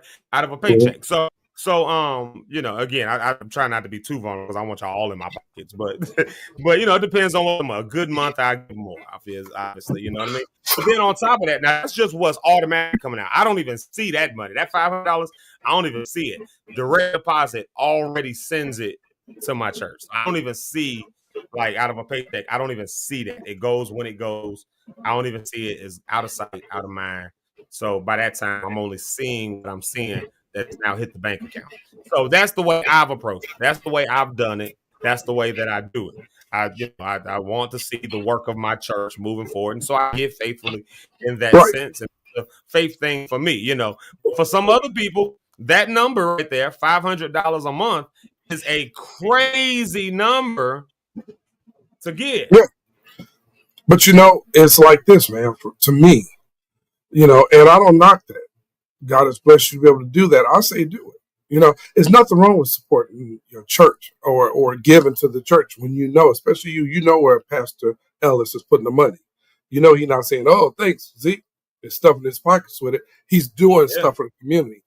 It's one thing to be that guy, and then two, yeah, the Bible does say to give. It doesn't say, like we were saying earlier, a certain amount. The 10% was something that was set up to honestly take care of the pastors in the church, take care of the priests because they couldn't work outside jobs. So the people were told, give 10% to take care of him. Which is funny now if you think about it, Zeke. Back in the Old Testament, they did that to take care of the pastor, right? The leader. Now, if you do that, people saying this is where it kind of gets trippy to me. Then they say now, oh, that pastor taking all the money. Why the church giving the pastor money? Well, originally that's what the tithe paying was for, to take care of that. Then let's go forward to the New Testament. Jesus said, and like I said, Matthew 23:23, tithe paying was under the law. That was part of the law. That tithe paying. He told people to give with a cheerful heart. Now, this is another thing too. Look at the lady who came. Everybody was giving their tithes, remember? And then the lady came with the mite, which was that little bit of money. And Jesus said, "Oh, she gave more than everybody because she gave from her heart." So that tells you even some people, and it's not to what you said because I get it because I'm saying to those that think it. It's like this woman didn't have 10%. She gave what she had, and Jesus said because she gave it from here, she outgave everybody who was paying their tithes in the church. So I do think that it's nothing wrong with giving to the church at all, especially if this church is doing what they should be doing. And because I don't have the attitude of, I'm not going to get at that church. I'm not going to get them. I don't know where the money going.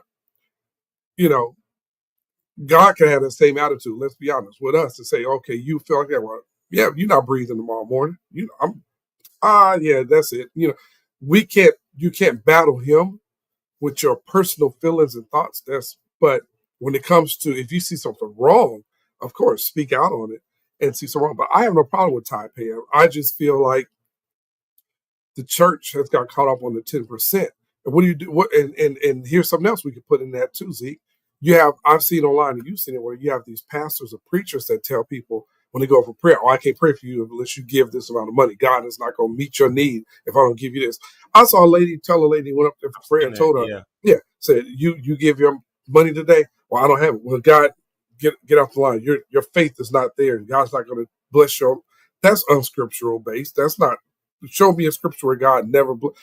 Jesus spent most of his time with the poor people, helping them. He didn't go to them.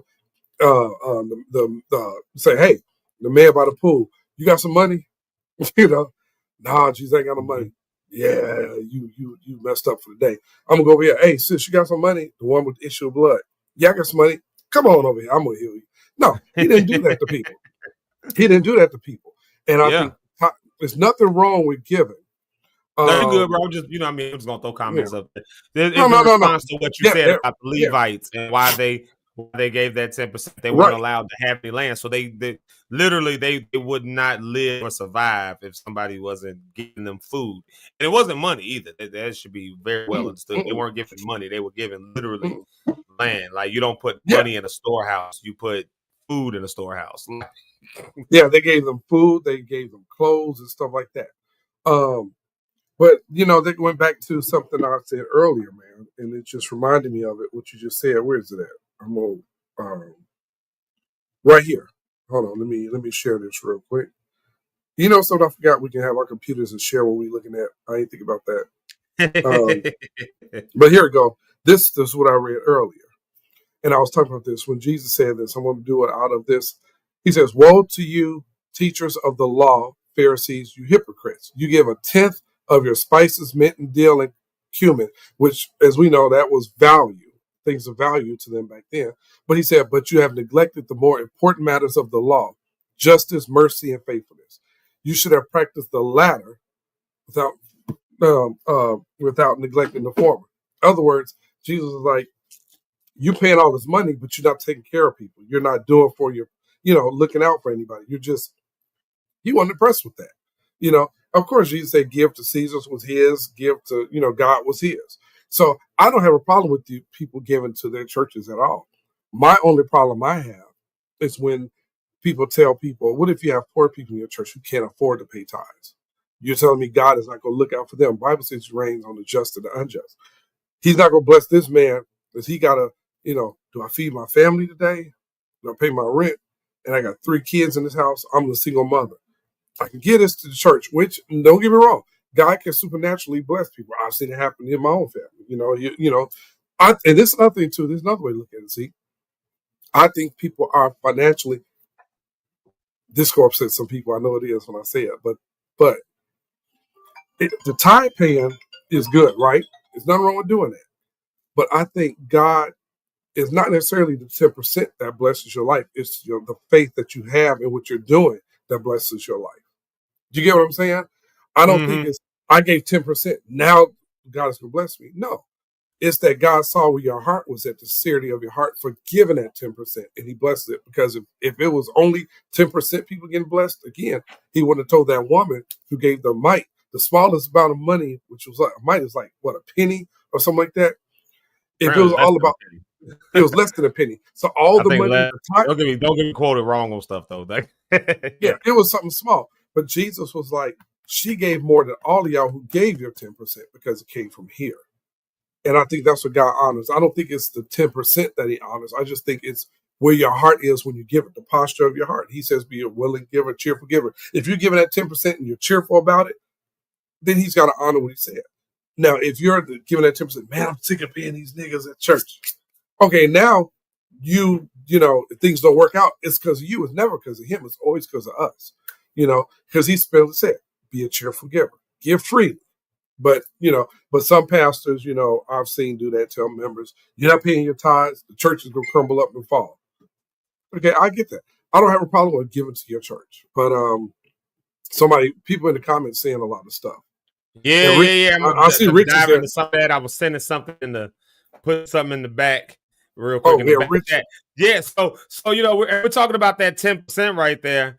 We're talking about that 10%. So I'm gonna pose this question real quick before we bring some pastors to the stage. I'm gonna pose this question, right? Because we talked about the conversation of 10%, and I heard it presented that the reason 10% is 10% is because it makes it fair for everybody, right? Because if I give 10%, you give 10%, there's no there's no discrepancy in the 10%. But how about this? You know why we all pay a different tax rate? Because 10% ain't the same to people, right? 30% ain't the same to you that it is to me. If I have $100 in the bank and I got to give you 10, but I got $150 worth of expenses, to Eric. I gotta get, if I got $100 in the bank and I gotta give you 10 of those dollars, but I got $150 of expenses. Well, I'm already 50 in the hole on the expenses I have. Now I'm 60 in the hole, right? But if I got $1,000 in the bank and I have $150 worth of expenses, well, 10% is nothing to me to give you that because I still got over. So, right. So there's that argument of that, right? So I pose that question. Where do you land, Eric, on that? You muted. I agree with that because say, like you just said, you're able to give 500, out of your financially, I'm in a good place for my job where I can give more, but I don't think, like we said, God judges, I don't think it's a fair thing to say God is going to put somebody who makes $20,000 a year in the same bracket as somebody who makes $100,000 a year. He understands that the Bible also says to give out of your abundance. Give out of your abundance. This man may not have an abundance. So I think God looks at that and says, okay, he given all he can give and his heart is in the right place. Because I know people, and you probably seen this growing up in church, who didn't have money. I see people take off their watches in church or take off their rings, something of value. They say, God, I don't have nothing, but I put this in here. Hawking stuff in the church. We hawking hawking stuff in the church. going to take this over to your I've seen people do that. Watch to your local pawn shop so you can have some money and take the money. I've seen people do that before. It's like, I don't have nothing in my pockets, but, and they're like, give what you can. And then sometimes I think pastors, you put a lot of pressure on people when you do that. Say, I need everybody to get up, get something in your hand. Don't come up here with nothing. Don't come to God empty-handed. Now you're beating people over the head like, God ain't going to do nothing for you if you don't give him $50. That's not scripturally based. It's untrue in your life. God is still going to touch people and bless people where they are. Or again, Jesus' main thing was to the community of the poor. He didn't say, poor people, now you better give the same as this rich man over here, or y'all not going to get nothing. I'm not going to do nothing for you. He never said that to us. I see people in the comments got stuff to say. And Rich got they got stuff to say. We're going to get these pastors on the stage. I'll tell you what I am going to do. I'm going to do one music break because I got to tinkle. So I'm going to I ain't going to lie to y'all. I've been drinking water and coffee for an hour and a half now. Niggas gotta pee. Like, I gotta. So I'll play one music break. We're gonna bring them up, but before we do that, let me just throw a couple of these comments on the stage so y'all can see them real quick. What's going on over here? There's Miss Sarah Jones. Y'all just heard her song. That's who that is. I told y'all she's a Locke star. We just heard her song "I Am Who I Am" at the last music break. She says, "Pastor I know said he will never help the homeless or poor in the city or his church." I saw that. I saw his that. church. So what is the tithes of others going to do? That's okay. I saw that. He said, "If you that's give not okay." poor, I'm sorry. No, I saw him. He said, "If you're giving the poor people, God ain't gonna bless you because you're giving your money to the poor. That you're not sowing in good ground, giving to the poor." I saw that. Yeah. We've I know seen exactly comments what like about. that. Let's see. I'm just kind of scrolling around a little bit here. Let's see here. Here's Marcus Johnson, aka DJ Red. He says giving is about the heart. It's a heart check. A heart check. A heart check. Don't write a check that you. as my grandma was at that It's the mouse checks they will tell you about them in church. Here's Rita right here. Tithes don't only mean bring your money, but they also but they talk about either, So I think what she's getting at is that where you were talking about they were bringing stuff into the storehouse. So there we are right there. And she was saying that my uncle wrote a novel. My uncle wrote a New York Times bestseller. He said, your giving is not a contract between you and the church, but rather your giving is a contract between you and God. The Bible teaches us that when we give, we are giving to the Lord. Literally, you can give to God to the wrong person and they can misuse it. Then God will still honor your gift and he will still deal with the one who was dishonoring him and when that gift was given. Okay, there's in other words, in other words, you gave it to the person they misuse it. God will still bless you because of your heart, but He's gonna deal with them because you still honored what you was doing. Yeah, right. And then I'm just gonna say a real quick shout out to Ari Simone because we're going to see her tonight. Yeah, let's see. My wife be trying to act like she a preacher sometimes. Generosity blesses the generous. Look at that. Speaking of generous, baby, can you generously bring me bring me a sandwich? She's gonna come in here and slap me, y'all. I promise that before Zeke Live in the Morning goes away, my wife is gonna slap me one time in front of y'all because I say some wild stuff. And then here's Merv Hammond right here. Matter of fact, we'll use him for the music break. We'll play Merv Hammond because so he said, "Hey, I'm the one that writes the books here." Yeah, he writes those. Yeah, Mervyn Hammond is the one who writes the novels as comments over here. Yeah, Merv Hammond gives us a long book. He writes us a book every comment. Shout out to that. I'm gonna play Merv Hammond. I gotta say this. We're coming right back with Pastors Rich Holmes and Pastor Bill Ellis. Or he can name himself the Great Opinionator. We're gonna come right back with them. I'm gonna play this song by Mervyn Hammond because I like this song. I really do like this song a whole lot. And Mervyn, if you don't hear it from nobody else, I'm telling you, you did a good job with this song right here, man. You really did, honestly, do a great job with this song. Because when you get to that breakdown, when you try to write and you write, I don't know the words. I don't know. But it's a breakdown. I put my stuff on the screen when it gets there and I jam out so you know the part I'm talking about. But good job on the song. Here's Mervin Hammond. Y'all keep on blowing these comments up. We're going to keep talking about tithes, money at the church. We're going to come back with a couple of pastors and hear their views and perspectives and what they're teaching their churches and whatnot. And then y'all keep on chiming in because all these different perspectives are amazing. Here he is, Mervin Hammond with Broken Vessel Music and I'll Be Okay.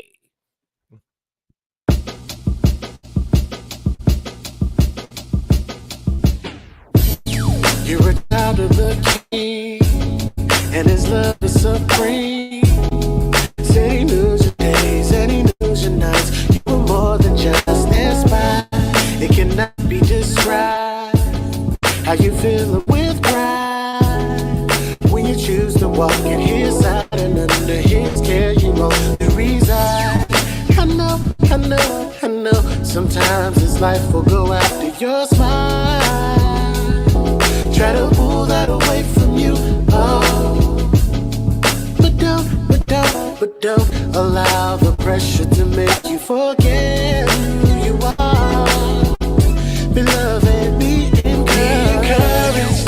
Beloved, we got a promise from heaven, so we're alright, we're okay, we're alright, we're okay. There is nothing that can keep us from the life that we have in Jesus. So we're alright, we're okay, we're alright, we'll be okay. Be encouraged. I'm standing on your promises, you haven't failed me yet. You're not a man that you should lie, so I never fret. I'm so encouraged, you gave me courage, you comfort me. With the still small voice, you said you never leave. From that moment on, I knew everything was okay. Cause you conquered everything, even death in the grave. Now who am I that you should love me and have in my praise? When it comes to your ways, Lord, I'm so amazed. You remain the same, yet daily you're brand new. When I think about it, nothing compares to you. Now gold, diamonds, and pearls, Lord, I adore you. Prince of Peace, remove the thief from this temple. You're the Lord and King of Kings upon the throne. I give you glory, and glory is God and God alone. Your love is unconditional, I gotta let the world know. Nothing can separate us, no matter where I go. Beloved, we got a promise from heaven, so we're alright, we're okay, we're alright, we're okay. There is nothing that can keep us from the life that we have in Jesus. So we're alright, we're okay, we're alright, we'll be okay. Be encouraged, beloved, we got a promise from heaven, so we're alright, we're okay, we're alright, we're okay. There is nothing that can keep us from the life that we have in Jesus. So we're alright, we're okay, we're alright, we'll be okay. There are times when I forget this and I give in to pressure and I make mistakes. Tell me, what should I do? Sometimes it's a relapse. If you relapse, gotta retrack. If you retrack, it'll lead back to the King that'll bring peace back. Put your peace back, you can think right. When you think right, you can see light. With the right sight, then your life's tight. Your Christ walk will be alright. Alright. Be encouraged, beloved. We got a promise from heaven, so we're alright. We're okay.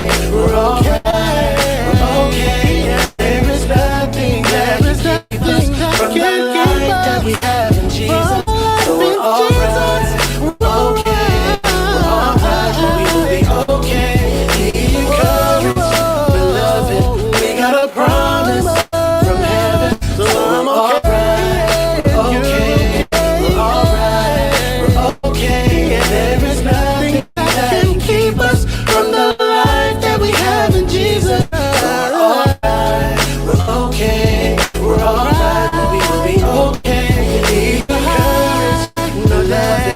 We got a promise from heaven, so we're alright. We're okay. We're alright. That can keep me from there is nothing that can keep us from the life that we have in Jesus. So we're alright. We're okay. We're alright. We will be okay. Be encouraged. We said, oh yes, we will.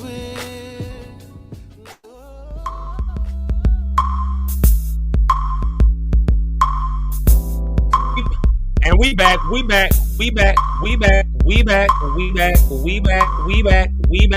y'all, we back. And if you're not already doing so, please do me a favor. Go ahead and subscribe to Zeke Locke over on YouTube. Go ahead and subscribe. Just do it. I promise you will not regret it. I promise. Zeke Live in the Morning is a great way to start your day. So please come on and please come on out here and subscribe over there on Zeke Locke on YouTube. Do all of that, and y'all hold on a second. Wait, pause the track real quick. Pause that. Let me show y'all something real quick, something real cool happening. In case y'all don't know, this is why we want y'all to come over there and check this out.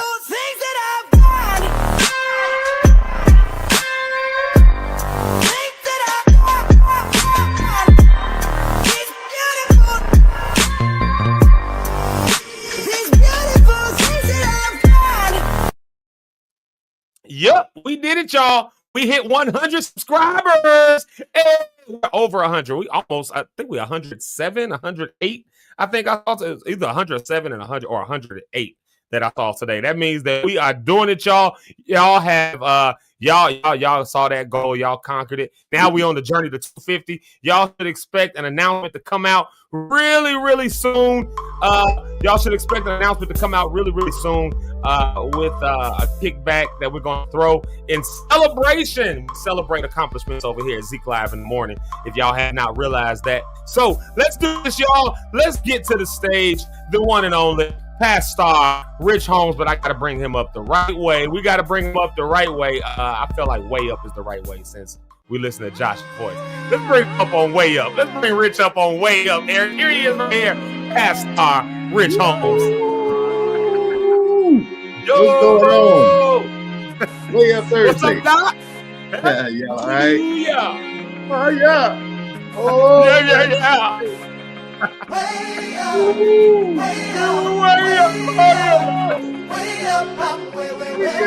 Wait a minute. That's Josh. Yeah. I just said that to you. I told you that earlier. It's Josh. I never noticed. That's good. Yeah, all the background vocals, that part right there, Josh, Lauren, and Jason. They singing, yeah.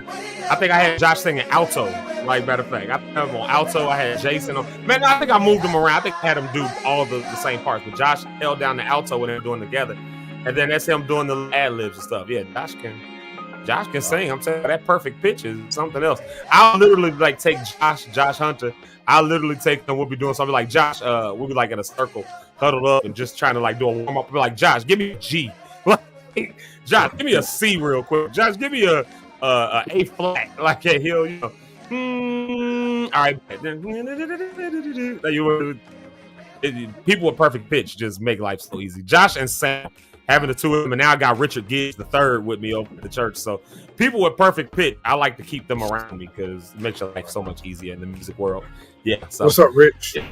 So what's up, Rich Holmes? What's going on, Zeke, Eric, Miss Ursula, Jamaica, Marcus? What's up, y'all? How everybody Miss doing? Ursula with us now? Huh? Yeah. There she is. Oh, Miss Ursula Ellis always gets around about the 9 o'clock hour. That's one of our favorite lock stars. Shout out. Yeah, So Jamaica Rich, and Marcus saying what's up. you know we need to know how you feel as a pastor about this tithe paying. You and Bishop Ellis. Yeah, for sure. I We can't wait lost to Pastor talk Bill. about He it. ain't back there no more. Like, He said he'd be back. oh, cool. Okay. I'm like, I think we lost him. He ain't back there no more. Yes, I was indeed. looking like, did I remove him on accident? I hope I didn't remove it because I was taking the other thing out of the studio. So hopefully or maybe he stepped off for a second. Cool beans, though. That we done opened up a can of worms on the people on today. We done started talking about. Oh, sorry, wrong button. We done started talking about. Yeah, we done talked about. We done talked about it. We done went higher. Man, listen, we of course have started talking about this topic of tithes in the church. I'm not gonna re-explain it because I done explained it twice now. So yeah, I mean, I know you get it. Y'all part of the show, so y'all get it. But I mean, to the people who just logged on, I love y'all, but I'm not gonna spend another 5-7 minutes explaining today's topic. Right. So you got to go back. You got to rewind. If you're watching us on YouTube, you can actually do that. You can rewind. And then, you can fast forward and catch back up with us if you want to. Or you can just always go back and watch us later on Zeke Locke YouTube. So you can always go back and watch it later on. So there you have it. Yeah. So we talk about tithes in the church and people's giving and where people's heart posture is with giving and sacrificial giving and tithes. Is it mandatory versus is it a heart thing now? Are we under the law? Or are we under grace? Are we, should we be given this amount? Should we be able to set on? Just so many questions around it that people have. So many views that people have on it, so many places where people have landed in their own personal giving. And of course, as we're doing all this week, we're just exploring those different perspectives. And so, of course, you are walking into the pastorship. You are walking into the pastoral ship. I made that word up. There it is. Be like Donald Trump. He said the other day that he made up a word real quick. He said, what word did he say he made up? It was something like equalize. That's what he said. It was John Stewart was getting on. He was like, yeah, it's equalize. I just made that word up. It's probably the best word for it. And he goes in the dictionary. He's like, yep, there it is, right there, equalize. I knew that word. He's an idiot. Made that up. So I think I made up this word though, Doc. I think that you're walking into the pastoral ship. I don't know if that's a real word, but of course, part of that is you got to manage money for a whole organization. You got to bring the money in. You got to make sure the money is going out the right way. And of course, there's all these overhead expenses that happen. You be trying to help people, but you can't even get to the people because it costs $1 million a year to keep just the building. So many things, which of course causes issues for some people. They say, well, we got online now. I don't even want to come to this building. Why am I paying to uphold something I don't want to keep? Don't ask me for something that I don't want to give to because I don't want to give because I watch 7 services a week online. I don't need to come see you. So there's all these different things that people have landed on, especially in the year 2025. Now that we're here. Me and Eric have talked a whole lot, and I don't know that I've given necessarily any opinions this week. I've just kind of just pointed at perspectives, and that's the cheat code. I've not given my own opinion on any of this stuff on purpose. But I'm interested, Rich. Where do you land on this stuff? Where do you land here? I'm just interested. Man, first of all, let me say I want to shout out one of the favorite Locke stars on this entire thing, this whole show. Is Miss Rita Renee Miller. I just want to shout you out, Rita, and say, hey, I love you. I appreciate you. Thank God for you. See, what? Don't do that. Don't you do that. Don't you do that. Miss Rita, she's in the comments while she's driving, Doc. She said, I was driving. Lord have mercy. Right. She got to see the last time. I missed her out on the last time she shouted me out, so I want to make sure I spent all the time I could and shouted her out on this one if you see her last time. She can drive.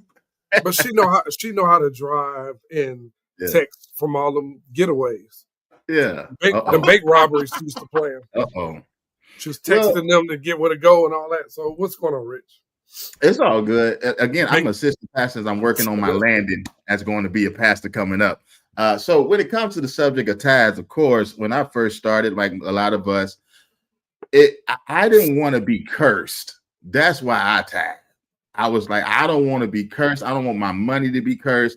If Sister So-and-so gave me $1 to go get some chips, I want to give my 10 cents because these chips, if I don't give it to God, these chips ain't going to taste the same. My stomach going to hurt, yada, yada, yada, right? That's kind of how I started when it came with tithing. As I matured, I've realized my stomach going to hurt if I don't get it. Because I don't want to be cursed, Doc. I don't want to be cursed on me, you don't want your crops to wither. Crops to wither and fade. Right. I didn't want that at 12. And so I was just like, let me get it together. So I started early with it in that regard. But as I mature, and I think a lot of times maturity don't take place. So I don't know what's happening. But I matured to find out it's really a heart issue. And I believe it's always been a heart issue. But for me, as a business background, I'm always looking for the principle of something, right? I had to settle and I landed. If I don't never tithe, if I don't never give an offering, I'm still going to heaven. Oh my God, I was so excited just for that at one point. But then I realized Jesus said I can have life more abundantly. So when I look at tithes and offering, I see it as an abundant life principle. Well, I can choose to just have life and not a tithe, not offering. Jesus came and I'm still going to have a good time. But there's something extra over here that I've seen with the principle of tithing. But I don't want to do it where you got the tithe or you're going to hell. You got the tithe or you can't live right. You got the tithe or you're not being holy. I think that approach is challenging for me. And what I see in principle, and here's the biggest thing I saw, because I saw preachers and pastors teach it from under the law, they teach it from after the law, and they have biblical principles and everything to back up everything they saying on when it comes to do I tithe, do I not tithe. So again, like I always say, life is choice driven. You got to make a decision on what you're going to do. But when I see tithe, I saw Jesus say tithing is something you ought to do. When I saw him say that, that helped me to settle everything else. Jesus said it in the New Testament. It's something you ought to do. And it was referenced in that scripture you brought up earlier, E. Right, and so right. That's where I'm at now with it landing on tithe. Right. I agree. At least to start it off. We can go some more, but that's kind of where I start off the introduction. No. That's good. That's good there. Yeah. So, so we brought up the conversation there then around tithe, something that you ought to do. You ought to give your 10%. You ought to give to the church. You ought to make it happen. But your view is you will not die and go to hell because you didn't give tithes. Now, here's the irony. I'm with you, Doc. I have heard that preached before. I cannot tell you how many times. I probably heard that from at least 6 or 7 different preachers. Places that I was playing at on the stage right there, and they do that 30-minute giving lesson. They do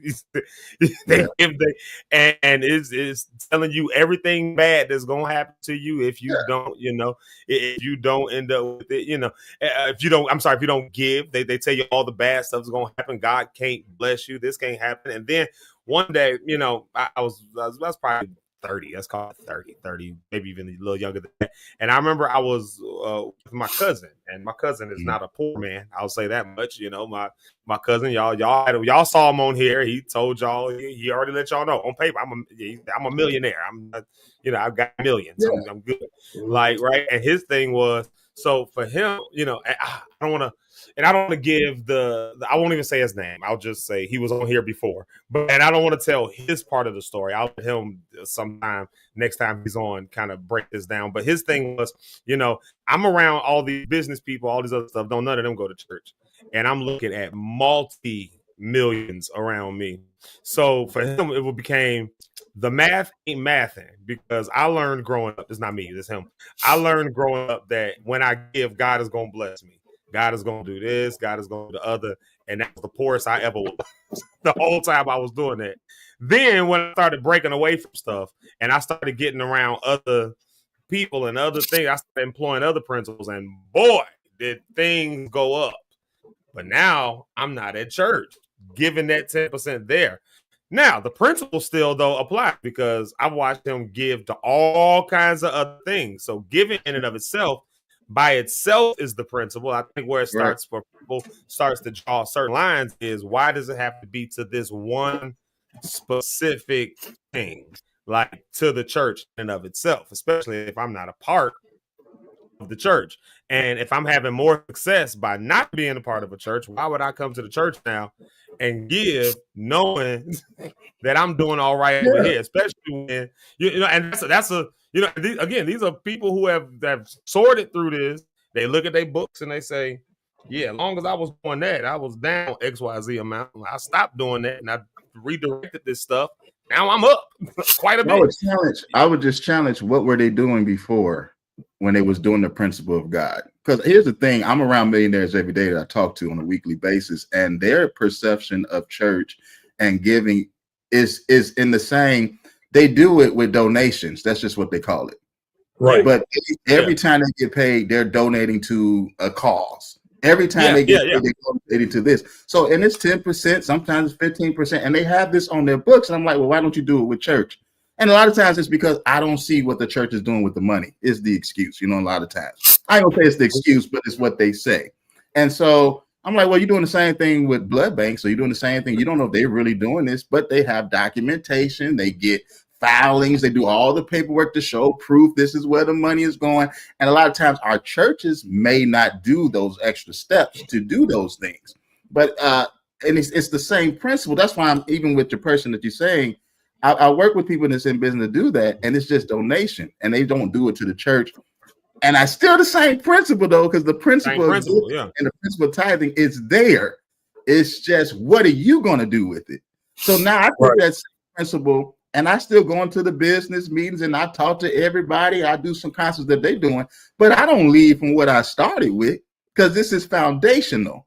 And so it's really, again, I think that's why it comes back to the heart of the matter, not so much you just doing it. Because I did it for years and didn't necessarily see the maximum benefits of it.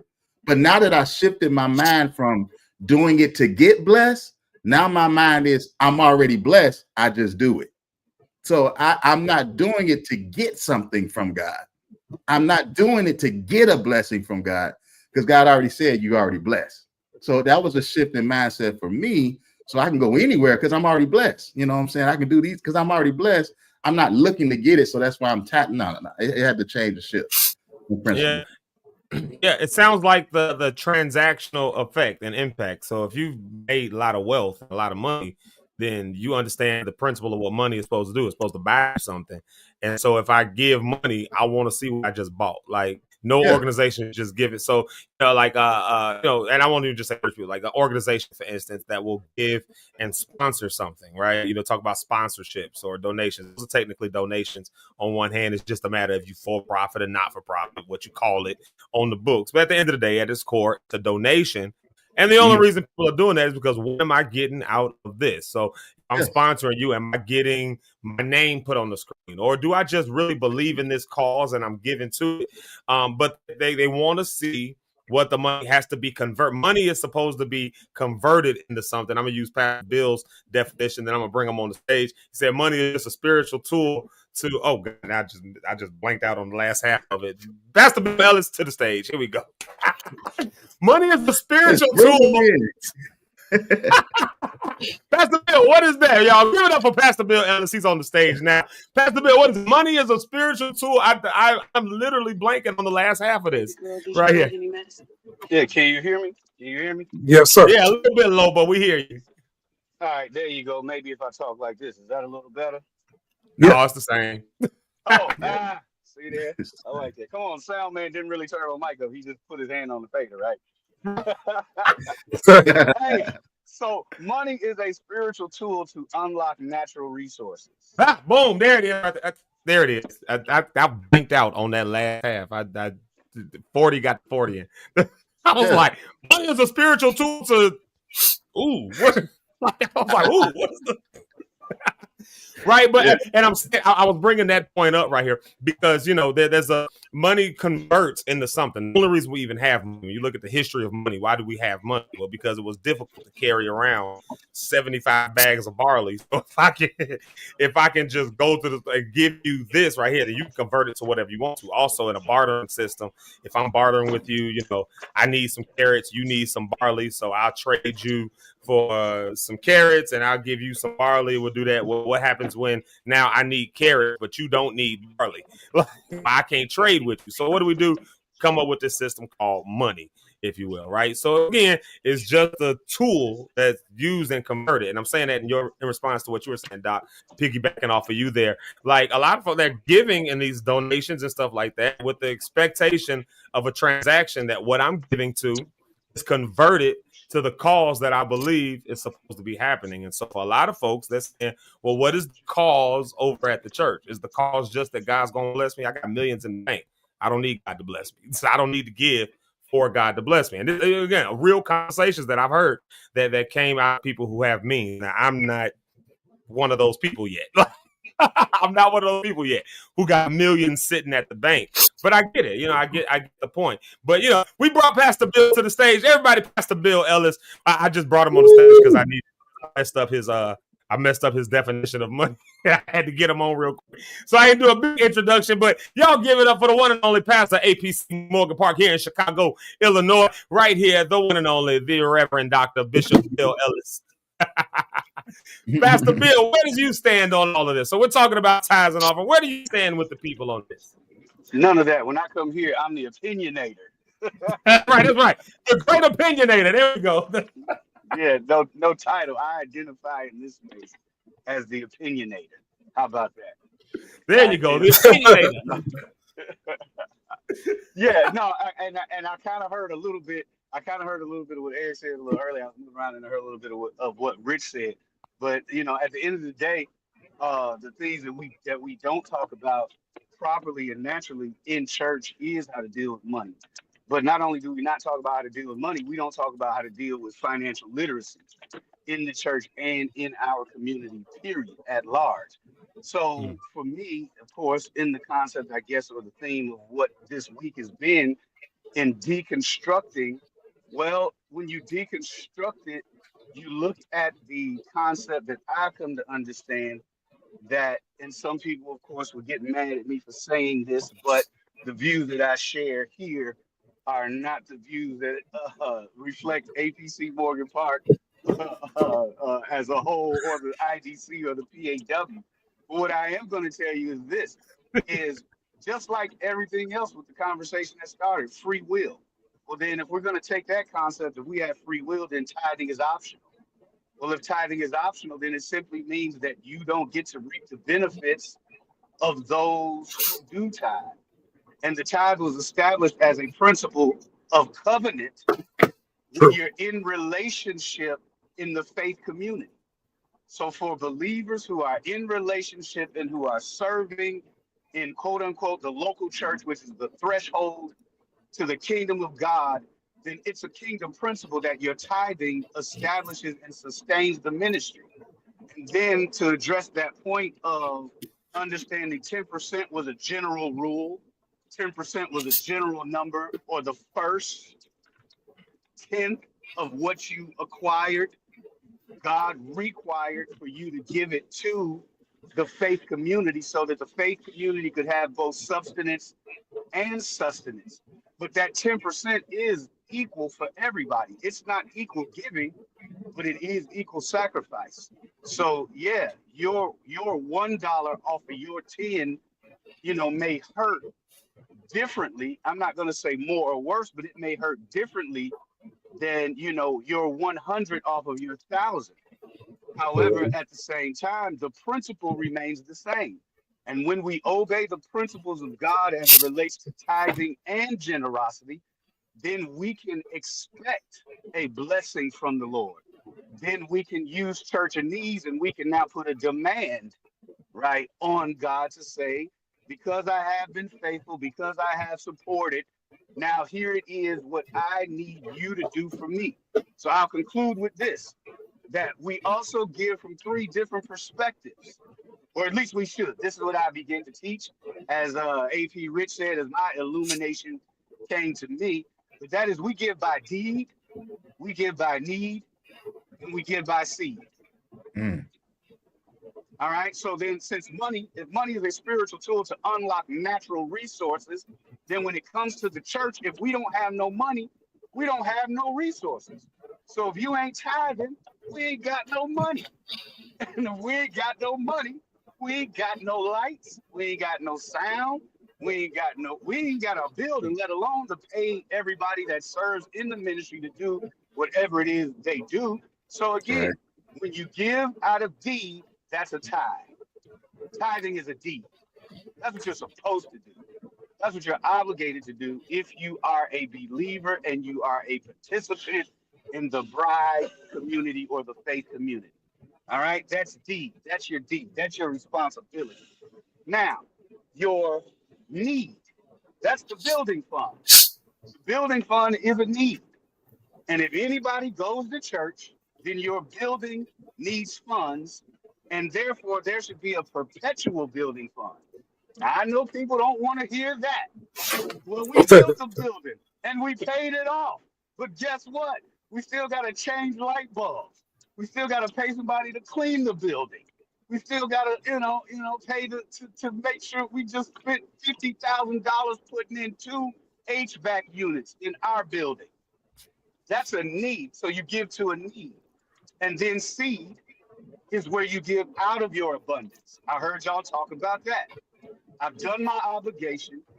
I've given need. Need also speaks to benevolence. When you support the poor, or you support the needy or the less fortunate, that's you meeting a need. But then when it comes to Right. seed, it's saying, God, I believe that if I sow this amount in faith, that you're going to cause me to be able to have more tools, to be able to have more resources, because I need something unlocked financially. And I believe by faith that I can sow a seed and God will honor that. And then there will be supernatural breakthrough or release or financial blessing. And if I got anybody in the comments that God has ever met your need and God has ever blessed your seed with the harvest, I want you to type in the comments, keep sowing, keep sowing. Preachers love preaching, don't they? Watch this. Because that's where you've landed now. Because here's why I'm going to push it back just a little bit. Here's why I'm going to push it back. Because I'm going to follow the question. I'm going to follow the questions up based on, just based on conversations and stuff that I've heard. Now, again, I'm not giving none of my opinion. I'm just giving some. So where do you guys land on this, right? So, and this is specifically to the pastors. Eric, we done yapped enough. But specifically to the pastors, right? So one argument that I've heard before is if the tithe is supposed to be what sustains the church, then why do we need the additional offering? So perpetual building fund, for instance, would that not be part of the tithe that then is going forth, right? No. Would the tithe be a part of that? So what is the tithe for in that instance if it's not for the running of the ministry of the church? If you respond to that. All right, so there you go, all right? And so again, because we got to talk about the business of ministry. And the people that don't do ministry don't understand the business of ministry. So when the tithe comes in, the tithe, okay, let's say the tithe takes care of the structure. But now you got operational expenses. Outside of operational expenses, you got ministry expenses. Outside of ministry expenses, you also now have vendors for events and functions that you want to put on. Of course, that can be covered under special events and whatever, that kind of thing. But now you got to slice that budget into whatever ministry line items that you have as it relates to accounting, right? So here you go. Brother Zeke, tithe is paying the mortgage, but the special offering is paying the musicians. Or so, give it, and this is my question. Why is that not an operational expense? Because there's not enough coming in to cover that. Because everybody doesn't tithe. Or two, I think that money also can go to people. Always say they should be able to go to their church for help. What if somebody comes and needs help with a bill or with food? That extra money, that's that thing. But because you have people that there you go. So so to all of that is to say yes, right? If everybody would tithe, then we wouldn't have to have a special offering. Yeah. How about that? AP Rich, how about you take that card and put it in your back pocket? I think what I'm getting at is now to the practicality of it, right? So because depending on where you are, Siri is just going having a field day over here. What is Siri? I hit Siri to hear Siri. I thought I was talking to her. But again, the question comes up, right? We talk operational expenses, the practicality behind what money does. Let's say you're in a congregation, the average worker in that congregation, even if you did the phenomenal. And because as we know, if you work in church, the 20-80 rule, only about 20% of your congregation, really more like 10% of only a tithe of your congregation is probably actually given a tithe. In most churches, that's statistically the truth, 10 to 20% of a congregation is given. But let's say you conquer that and 50% of your congregation is tithing, but the average income for that congregation is $20,000 a year. And I'm saying that because I've been in places where this is actually the case, right? $20,000 a year. Now, 50% of them are giving at least $2,000 a year. But you have a city like Chicago where the operational expenses are extremely high. Now, this $20,000 that somebody's making, they're struggling. They know you live in a city like Chicago, you making $20,000 a year. Ain't no way around you struggling. You at every food pantry, and you're probably working more hours than somebody on a salary with something like that. But now we have to give a bit extra, a little bit more to keep the thing going. So this question comes up in here. Shout out to Lady Kellen Ellis. Y'all give a shout out. That's Pastor Bill's wife. That's his lovely wife right there. So if people come to church church don't have money to give, do we just not do brick and mortar church? So again, it's this conversation of should we then not have a brick and mortar church if we can't afford to be in there to begin with? And that's, like, so if I can't afford to be in a house that's a mansion, should I be in here stressing about how to pay for this house? And does the church as a faith community, as a body or family, do we have to have those same conversations? And I don't want to dig too much into a bunch of stuff, but do we have those same conversations as a church family when we look at our stuff and say we can't afford to do what we're doing? We need to scale it back, or we need to do something else, because the 10%, again, because the argument that was given, the 10%, if it's supposed to sustain the church, if everybody even gives their tithes, but if it still ain't enough, it ain't enough. So what do we do to that effect if you're taxing? If we're taxing people to, I don't want to use the word taxing, but y'all know what I mean. Because taxing means money. But I'm talking about if we're taxing the people in the sense of putting it on them to give more. I saw this comment that was up here. And either one of y'all pastors, y'all can approach that. I'm just piggybacking on the conversation here. But like Rita says, we ain't got no money when y'all keep coming looking for it when we in need. Like, so do I need to set this need out so I can move on to other things? If I can't afford my I don't know, if I can't afford this phone, no, I get a different phone. If I can't afford this TV service, I cut it off. If I can't do so, if it becomes a thing where people can no longer afford to go to the church, do they now cut it off, which is the church and ultimately an even worse position? I'll let y'all, I just threw a whole lot of stuff out there. I'm just doing devil's advocate. Go ahead. Yeah. Britt, you might say something. No, I'm just man, because money is such a big thing in church. And one of I those, will argue this. Money, I would say this, like, just to piggyback on, money is such a big thing for everything, even outside of church. It's just church becomes an add-on now to what's coming out of my pocket, right? Right. That's just, I'm talking about, this is the space I'm in. So because I deal with people, and this is one of the biggest 1 or 2 things that they need guidance on their prayer requests, on their prayer list. I need increase or I need help. Those are my top 2 that we have to deal with. So when we approach it from a biblical standpoint, a lot of people don't want to hear that part. They still want God to bless. But when I look at principles, the way I see blessing financially with God, the abundant way in the kingdom and how he operates, I ain't talking about society. I ain't talking about the world. I'm looking at kingdom principles. It's doing with giving. It comes through your giving. Now let me go to the world. When I look into the world and I see them increase, it comes through giving. It comes through giving. It comes to giving of their time. It comes to giving of their money. It comes to giving up of their credits to songs at times. It comes to giving up in so many different spaces. But in the church, it gets looked upon and frowned upon. They just want our money. I don't see how I can increase financially if I ain't got it. Well, what does your faith produce? Why don't we rely on that? And I do not like, and I don't think it's a great approach, and this is something we've worked on in our environment, in our community, is not making people feel pressure to give. Not making people feel pressure. If you don't sustain the church, we're getting out of here. Well, let me correct this here. The church is Jesus' bride. And it's his responsibility to make it work. So where we took the shift, or where I look at it now, is, God, I'm putting this pressure on you. I'm putting pressure on your word to sustain, to make this thing happen, and encourage you to talk to your people, to lead them to where they go, so they can have the heart and want to going forward. That's something I wanted to say. That's something I was going to go somewhere else, but I was like, let me just pause it right there. No, I like what AP Rich just said, because he's speaking to a Hebrew principle called tzedakah, right? It's the Hebrew principle of generosity, and that lets us know that as we continue to give, God continues to give back to us, and also continues to make ways for us to be able to continue to give.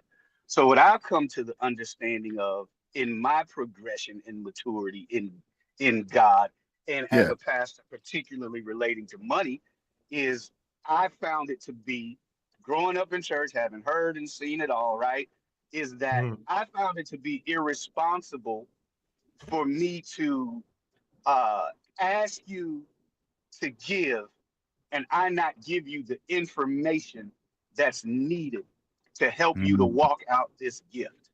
That's good. So I teach a giving lesson.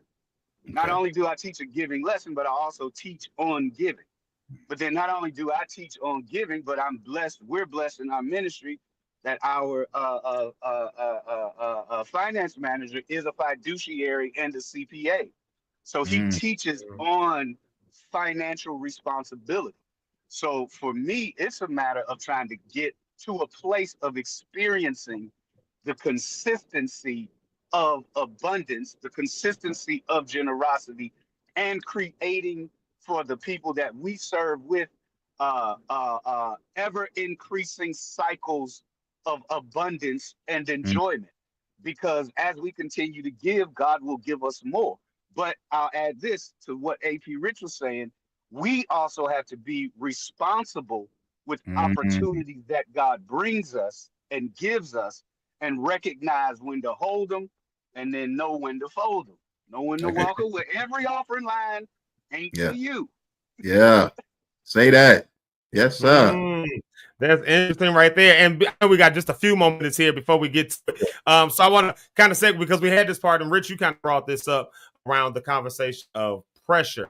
Around the conversation of pressure, how much, and I'm wondering here, and for the lock stars that's in the comments, y'all can speak to this a little better than I can, because some of y'all ain't in church all the time, but there is that conversation Rich brought it, that you're trying to find ways not to make your congregation feel pressured to give. Scripture, what does it say? Don't give out of coercion, if you will. Don't give because somebody put a gun in your head and told you better give, so God gonna dry up your crops and you gonna wither, and you say your stomach gonna hurt if you don't get your 10% for this dollar of chips. Right. But what ways then have you? Let me start with this one, because the initial question is, what ways have y'all done to not pressure people? But the inverse of that is, what ways were you thinking, because obviously you had to correct it, what ways were you maybe looking at it saying we were pressuring people, so that now we have to change it over to not do that? Or just what does that look like? I just think church in general saying words like, if you don't do this, he's not going to bless you, like I that's pressure to me. And so when I began studying scripture and just talking to God and building my relationship, I see he said, you already blessed. You've been blessed from the beginning, whether there was a tithe involved, whether there was an offering involved, but you've already been blessed. Now we need to figure out. And so so getting back to where I meant they don't feel pressure, it was those type of things. You're already blessed. I want you to come and look at this from a level of, I am God's child. I'm already blessed. Now, here's some principle I can work on to increase my life, just like I'm already saved. I'm already going to heaven. Here's the way to have heaven come on earth. Here's the way to have the kingdom be shown in our life. And that's what we look to see, versus the pressure. Even with holiness, even with living right, it comes out with so much pressure to be saved.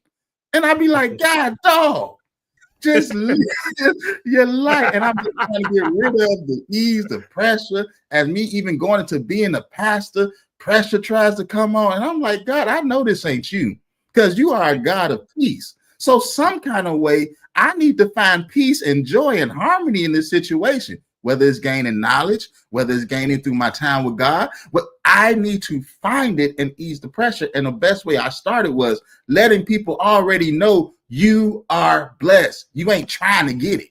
So once I established that, and once we established that culture, a lot of things begin to shift. We're able to talk about tithing more. Tithing going up, offering is going up, love is going up. People wanting to be part of the community is going up. Let me come and be a part of what's going on, because I don't feel so much pressure just to be saved in 2025 and live for God. That's okay. I like how you be into your stuff. Yeah, okay. That's what I got to say about that. It's the immediate breakdown for me. It's you don't have to be told with so much pressure. Okay, that's all I got to say about that. Yeah, I don't want to be so out get all pink and, like you said, feel like you preaching. I ain't trying to preach. I'm just passionate. And here's why the passion comes, because I think it's my business background, it's my financial background, And I see people complain about this all consistently in church, because that's where I'm at a lot. And even on the outside, they figure it out on the outside, 3, 4, 5 jobs, whatever they got to do it.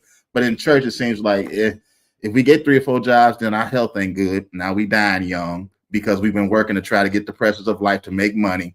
Now I ain't got time for my family, so now I'm cheating on my wife. I'm cheating on my husband. Things ain't going right. I can't build my family, can't build my children because I'm working 5 or 6 jobs to get some money, and I'm still trying to pay tithes. I ain't got time to talk about tithes. I'm trying to get this money. And so if I'm trying to talk to them about the principle, that's challenging to get people's attention. If we always balance, I ain't got to pay them tithes anyway, or if you feeling like I got to do this in order to get blessed, to try to make my family be blessed. It got to be a mentality. At the same time, for me, I just wonder, man, with some people, is it really always pressure? Because I'm of the persuasion people do what they want to do. You know, like I don't have to twist your arm to go out to eat. When you hang out with your people and go to a bar, I don't have to twist your arms to order and pay more for an alcoholic drink than a regular drink. So, you know, to me, it's like, I think people do what they want to do a lot of times, you know, because it's like they can pay everything else, but when it comes to church, wait, now that's crossing the line, but you'll go get a Long Island iced tea and you'll pay for extra drinks, $12 a shot to have a good time. But when it comes to giving it to church, like, wait a minute now, the pastor want all my money. I don't agree with that. But I'm gonna inverse that. But I'm gonna inverse that on another side, though. Could it be, like I said earlier, people give to things they see value in? Yeah. Could it be that people have started to see or have stopped to see a value in church? They started to have a lack of what they see as a value. I'm giving. You told me I was going to be blessed. I'm still in the same position I've been in. I've increased my giving, still in the same position I've been in. And on top of all that, I, like Rich was talking about, I feel the pressure when I come in. Pressure to not only be giving, but pressure to be holy, pressure to be safe. And then, like, I done worked all week, and now in 2025, again, people are working 2 jobs plus doing gig work like Lyft and other stuff like that, out all night. It's a lot. But I mean, got multiple things they at, so you got to go drop the kid off over here, pick them up, and get them to this. And the wife is working a job. I'm working a job. But let me finish this thought out real quick, because here's the reason I'm saying that. All of that stuff happens, then you get to like a Saturday. You don't even get Saturday off, because Saturday I got to do whatever shopping I was going to do, whatever other yard work I was going to do, because I'm working 5 other days a week. Then I come to church. I'm there all day. I really could use this day to just chill out. I mean, I ain't really doing nothing when I get there anyway. I'm just sitting there listening. So the lack of value in my time being spent. And if I don't have value in it, where your heart is, where your treasure is. Well, if I don't have my heart in it no more, my treasure ain't going to it either. And so why will I give that extra to get that extra Long Island iced tea? Because I need a drink. Because the week done told me to drink. But see, right there, though, I think at the same time, though, I mean, life is life. I mean, everybody got problems, but it's the thing of some people's problems are worse. But to me, like, I get it. Some people say, well, where's the value in the church? But okay, what is the value at the same time? What is this drink doing for you? What is this changing? Give you a few moments of relaxation, which you come right back to when the drink wears off. It's like, it's temporary to me. That's a temporary fix, you know? Now, I do agree, though, at the same time, the church needs to show people something, you know? So I agree with that point of it. I just feel like, man, and this is me, I just feel like people do what they want to do at the end of the day, because we go everywhere else during the week. Like, I agree with Zeke. You work, people got kids and stuff, but you find time to go to a movie. But you find time to hang out and do this. You find time, I'm going to go shopping. But when it comes to church, it's like, what's the value of this? But, let me say this, E, just to add to what you're saying, because I'm going to come back to it, bro. What you said was, you said people, what you just say, they take the drink. It's like a temporary fix, right? For a moment. A lot of people now are using church in that same manner. That's how they've always done that. It's a temporary fix. Yeah, they've always done that. Whichever way, I see it more now where it's just a temporary fix and then they go on about the rest of their life. Right. So what are we doing to make that even a permanent thing? I know you're not saying making the drink a permanent, but some people go back to it because it's a temporary fix over and over, but nothing ain't really changed. Yeah. Same thing with going to church. So, like, how do we handle in that situation then? You know what I mean? In that scenario. To me, that's on to me, I think that's also on the, voice your opinion to your pastor, what you need from your church too. I mean, it's no different than you go to your job. You voice your complaints at work. When you have a complaint of something you don't like at your job, you say, I'm going to HR on this. So go talk to the pastor. Say, hey, man, look, I love coming to your church, but are you going to implement this? This is what I need. My family needs. Families in the church, we need this. Are you going to implement that? But if you can't go to your pastor and have a conversation, then that's not the church for you. And I just think, you'd be surprised how many people have walked out of churches as a result of that reason. Oh, and see, that's why. Yeah, I the lack of value that's in it. Yeah. And now I go to somewhere else. And then I'll blast you the line that you kick me. No, I don't blast your church, but I would. But I've seen it happen to people where they go to a church for help. And the pastor, now sometimes it's not even the pastor, it's the people around the pastor. I know a young lady who went to a church for financial help and she needed it. She reached out to the pastor who saw her and said, yeah, I got you. Come to church, we'll take care of it. The gatekeeper said, the pastor didn't tell you that. Here's the message is from him. This is his number right here. This is the pastor. Oh, yeah, he did say that. Well, he ain't thinking clearly. We handle the money here. No, get out of here. And the woman lost her home. And how do you think she felt about the church now?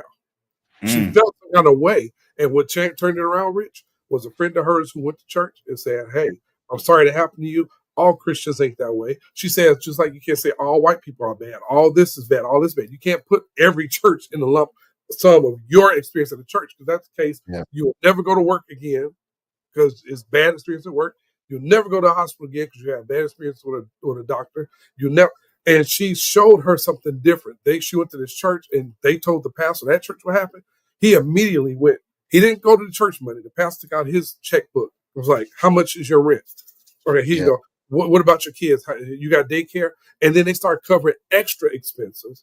Then that Sunday morning, he didn't blast her in front of the church what the pastor did when they did the tithes and they did the secondary offering, whatever for the church. He took that and over half of that, it's a couple of thousand. He gave the girl the majority of that. The church may have kept 500 out of sales, 5,000. He said, take this to get another partner for your family. The church took her in, and now that woman feels different. But again, man, I think sometimes some churches are selfish. Some pastors are stingy. And then some of the gatekeepers. I think when you're a pastor, man, you got to have the right people around you because those people can affect your ministry too. But that's just a situation where I think the church, and I agree with Zeke, though, if you go sometimes some church you go to and you complain, you kicked out. By the end of the pastor trying to hear you, the deacons got you up under the arm like this. But you know what? So many places like that. Wow. There's a lot of them. But there's so many places like that. Yeah. And there's a lot of churches. Yeah. And in some churches, you can't even come to the pastor. Some churches, and I get this, when you become a mega pastor, it's kind of hard if you got 20,000 members to talk to everybody. And that's why you have people in place. But sometimes those people, it's impossible. But then the problem is this. Those people, sometimes the people you put in charge don't have the heart of that pastor. And like that one girl, she was turned away from church. She hated church. Like, dear God, your Bible says this your thing. She flipped the Bibles over and all that. But then now she came to a place where one person was able to say, that's not everybody. Yeah. And took her straight to her pastor who said, what's your need? Okay, where my check? But told her I get a check. And they started writing checks or everything. How much is your rent? They didn't ask her, show me proof of your rent, show me this. What do you need? Says, how can we help you? And the pastor said, you ain't got to join here. I just want to help you. So there's some good pastors out here, people. Don't think we're not saying all pastors are dirt bags. Rich, and part of my disclaimer was 99%. Part of my disclaimer was you did say that 99% of churches and pastors are not trying to drag you for your money. They're not. Oh, but we got some dirt bags out here. Oh, we got some dirt bags out here now. We can name them. And maybe one day I just get bolder. But as you start getting older, you just stop caring less and less about what you say, and stuff just starts slipping. I'll be like, "Don't go over there because that nigga ain't nothing but a charlatan." Like, and you don't go to that church. I ain't gonna do that right now. All I'm gonna say is 99% of your churches are not trying to like stick you for your money at the end of the day. There really are needs. There really are expenses. And and growing up as a PK, of course, maybe I've got a little bias on this part of the conversation, but I know that most pastors, the good 90% of your pastors, especially in the black church, and maybe we'll pick up a part 2 on this and compare my experiences in white churches with black churches, and the fact that this very conversation itself, I've never heard in a white church. This ain't even a conversation. It's just a give what you get. They don't even have an offering. They just So a lot of the churches I've been at, they just put a offering thing in the back. They just put an offer and just give on your way out, and everything's paid for. The building is beautiful. They'll even say stuff like, if you don't have it, please don't give it. We'll make sure you see. They'll even say stuff like that. So the conversation of black versus white and maybe how there's some cultural differences that have happened here is good for maybe a part 2 of the conversation. But I do want to at least make sure this disclaimer is there that for many black pastors, they're working 2 and 3 jobs. And pastoring is technically a full-time job, but they're leaving another job to call you up and make sure you all right. Or they're, I can remember cars being repoed. I can remember food that we only had a few meals in the house, and then my dad took it and gave it to somebody else. I can remember times when people were knocking on our door late at night asking for money. I can remember all of those things. Part of the reason I said I'm not going into pastorship because I wasn't dealing with that stuff. No, bump that, F that. But again, a lot of your pastors are stressed out dealing with this topic of money, which then, of course, they got to go to the people and ask for it, which creates a pressure or a tension or whatever, And so this is a conversation, a dialogue, I think, does need to be constantly pushed back and forth, especially in our communities. Pastor Bill, I think, said something that was important. And at large in our community overall, we don't have these conversations around financial literacy, which is why we wear,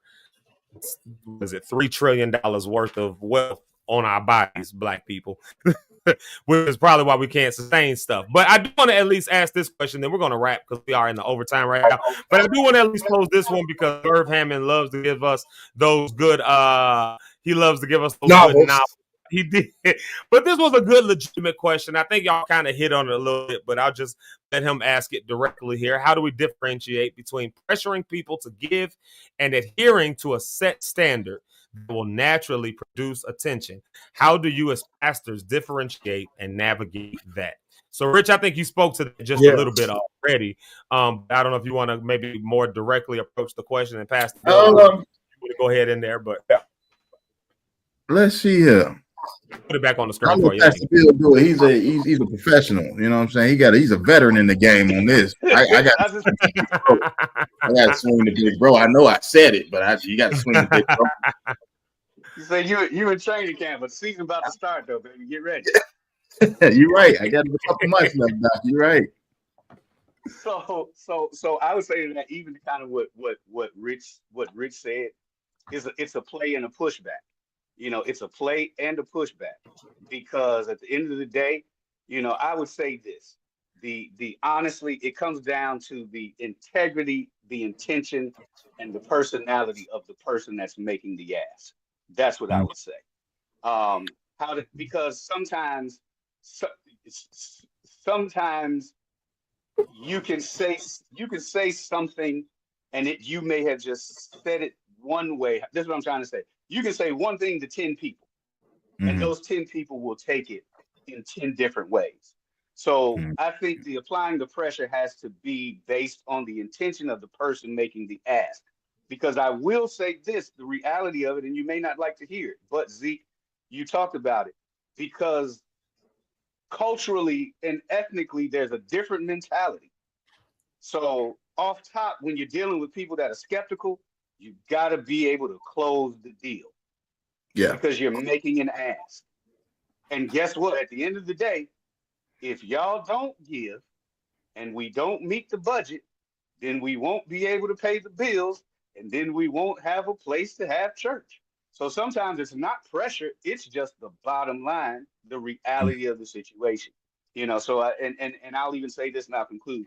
But one thing that we're getting ready to start do more of that we haven't done, and Zeke, you probably understand this from the other culture churches, is we're getting ready to start talking more intentionally about what our weekly, monthly, and annual budget is to the church directly. So that way, when I come out on this Sunday, I can say, hey, guess what? We didn't meet the budget last Sunday.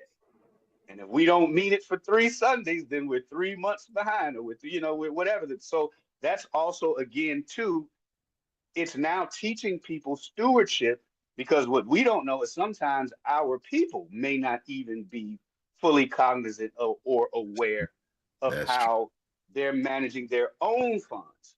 So Yes, yes, sir. that's something that has come up recently that we've been talking about in church leadership. You know, something that's come up again culturally as well. But to be able to say, you know, all right, close the doors, because if we don't raise $3,000, we can't leave. I'm joking, but yeah, no. So yeah, that pressure has to be applied, but it has to be applied with integrity, and it has to be applied with proper intent. Mm-hmm. Yeah, and I would add, Rick, I don't know if you want to jump in. the transparency part. I think being transparent helps out with that pressuring and really understanding the difference between it. The more transparent you are, it seems to, in our culture, most people have seemed to like it. We've seen it doing well with being transparent with the finances, where things are going, and it kind of takes that pressure off of people to feel like, oh, but here, okay, here's another thing, because I know pressure can be one thing, but some people now have gotten excited. I don't know if that's the word, and they want to give more. They're like, well, we cannot give more because we've shown more transparent. We've taken the pressure away. It's like now I'm ready to give even more than just 10%. And so as long as we stay in the word, we stay in the word of principle, and then we doing practical things like financial literacy. I love the fact of how to budget. If we show up in the church how we budget, it might help you to want to budget more in your family, and at least that relieves pressure from people and how we look at it. So. Yeah. No, that's all good. This conversation is so rich and enlightening and so wonderful and amazing. I think this needs a part 2. I do, because the conversation is so deep. I really think that there's so many other topics on top of that, because today is, of course, Friday. And, there's so many other topics that I would love to get. We're talking about deconstructing and all that. Money is the elephant in the room. I think y'all just hit on something real good, though, being transparent. People want to know where their money is going at the end of the day. I'm not just going to give you money and just trust that you're going to do something with it. And there is no entity anywhere in the world that will do that. That's the reality. I got to go file a report right now because my job, they contract us, and they want to know what y'all doing with the money that we gave to y'all. That's one thing that black churches have not done well. I was at a white church before I ever saw a budget meeting where every line item, I don't say every line item because that's TV, but like every ministry, every budget line item, if you will, show what the year over year gain loss was. So this is what we had 2 years ago. This is what it was last year. This is what we had this year. This is where we at with it. This is what we're projecting to go. All right, this is going to have to go down a bit. Like that kind of transparency either ignites people to give to something, or you start to find out what things people honestly don't care about. We supporting school and we don't care for the school. Like we don't want this burden. So I'm not giving to that because people will vote with their dollars. And so you trying to keep pushing the school to keep going. You trying to, we got to have the school. And they saying, ain't nobody here to work this school. Ain't nobody. I'm not giving to that. Like, so you find out a lot about from where people give, but you're not transparent and open. Folks don't even know. That's, so they don't even have anything to base it off of. But like you said, Doc, people will give to things that they want to give to. You put it out there for sponsorships for Zeke Locke in the morning, and people say, where can I just give some to? Where can I just, that means they were getting some value out of what we were doing. And so my argument now is just, maybe there's a wholeness that's on us as churches and working in and out of churches. Maybe there's a wholeness that's on us now to show people what the real value is out of this thing that we're doing, and stop making it a pie in the sky. Wait till you get to heaven. Wait till you get to heaven and God's going to do. No, like Rich always says, what are you getting now? Heaven on earth now. And how do we give towards that? And that's I think ultimately where we're at with the conversation. So, all of that to say, y'all, these conversations have been amazing and really good. Pastor Bill had to run real quick. So we're going to do our round table right here. Thank y'all for locking in with us this week. My goodness, this has been a heavy week. But if you grew up in church, these topics have probably been playing mentally on you. Of course, we talked about money today, but we talked about a lot of stuff over these last 4 days. And these topics might have been very heavy on your brain, on your mental, and they might have some impact on your mental health that you, that we want to deal with and approach during Mental Health Awareness Month. Before we do our roundtable, let me do 2 things real quick. Let me announce this right here. This is coming up. this Mental Health Awareness Month Symposium that's coming up. So please come on out for that next Wednesday, the 21st. And there's going to be a session going on that you definitely want to see with Pastor Charles Jenkins. And Pastor Bill Ellis is going to be on that, healing through sound. And oh my goodness, look who else it is. Look who else it is. It's Zeke. That guy? Who is that guy? Him.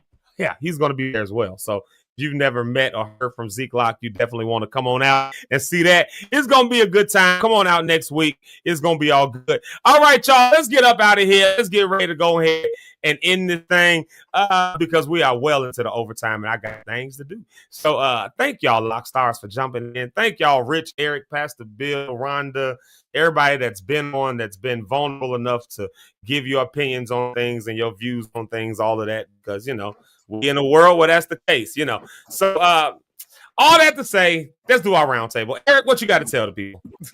Well, I just got to say something simple. Thank y'all for, joining us today. I know my camera's off, but my battery is dying. So got to preserve power. But thank y'all for joining us. Tune in next week for more conversation. We'll let you guys know. Is next week part 2 or are we going into something else next week? Next week I think I might pick up because we didn't do a full week this week technically. This was me just kind of being like, y'all don't forget about it. We're gonna talk about this stuff. That's kind of how the week started. Next week I might go into a part 2 since it's fresh on the topic, but I gotta adjust some schedules and all that kind of stuff first. So y'all will see. I'll make an announcement about what we're talking about next week, but it might be the same deconstructing stuff because there's a whole lot more topics we can hit. There's a whole lot more stuff. We didn't dive into the topic I wanted to yesterday. I'm going to dive into that. I'm getting into that one because I want to know what y'all think. But we'll talk about that later. Go ahead, E. Well, that's it. God bless everybody. See y'all Monday. Enjoy your weekend. Be safe. Have fun. Meet us tonight at Keys and Ari's event. If you're in town, we will be there. Zeke will be there. I'll be there. And that's it. I don't have nothing to say today. I forgot about that. That was the second announcement. Yeah. Real quick, Eric, you just mentioned this right here. You mentioned this event right here. That's tonight. If you're in the Chicago area, come on out to Lansing. We're going to the Royal Bistro. We're going to support our girl, one of our favorite Lock Stars, Ari Simone, and Jeremy Keys is playing behind her. And y'all see right now. We need to have a day where Eric and Jeremy just go back and forth. For a whole hour. Just let them go at it. Just a whole hour of them. I would argue with him for the whole hour, too. Cool. Reverend Dr. Rich Holmes, what you got for the people?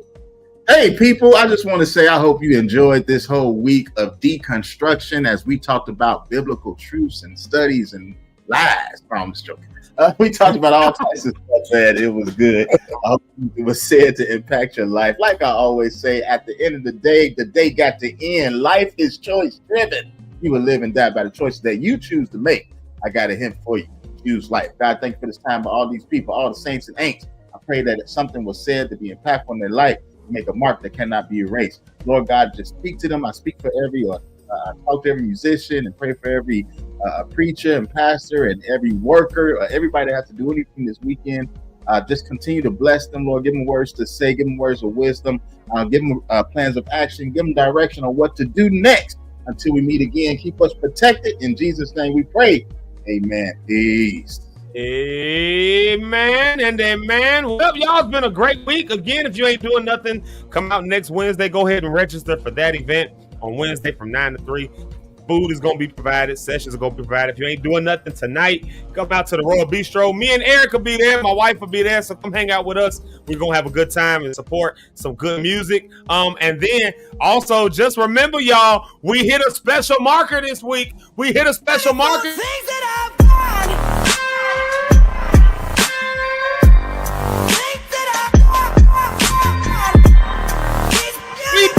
We did it. We hit over 100. We did it. Hey! Yeah, shout out to y'all. We hit that over 100 this week. So this is a special week for us. Be on the lookout for the kickback announcement for next week. Other than that, y'all, I just got to let y'all know, I really do appreciate y'all. I really do appreciate y'all locking in with us every morning. I really honestly do. And this Miss Ursula Ellis always types in amen. I always see it. I never post it, but she gave us the amen for this week. And shout out to Merv Hammond. Merv, send me an email, Merv, or shoot me a direct message or something like that. I want to see if you're willing to come down to Chicago. I don't know. I ain't got no budget. Oh, yeah. Hey, wait a minute. Because we play those songs all the time, and it'd be cool to hear it live, you know. So I'm about to fuss with my mother. Say, hey, lady, where your comment at? I thought we were looking for Mama JP Rideout, but the electricity was all out and stuff like that. And she it might be bothered, but she is watching. So we just gonna assume that she said this is a great week and a phenomenal Friday. We just gonna assume she said that. All right. Erica let us know if we were wrong or not. So there you go. But y'all, I thank y'all. We appreciate y'all. Y'all have a blessed and a good weekend. And we'll see y'all on Monday. Zeke Locke on YouTube. Come on, check it out. Zeke Live in the morning. We love y'all. Peace out.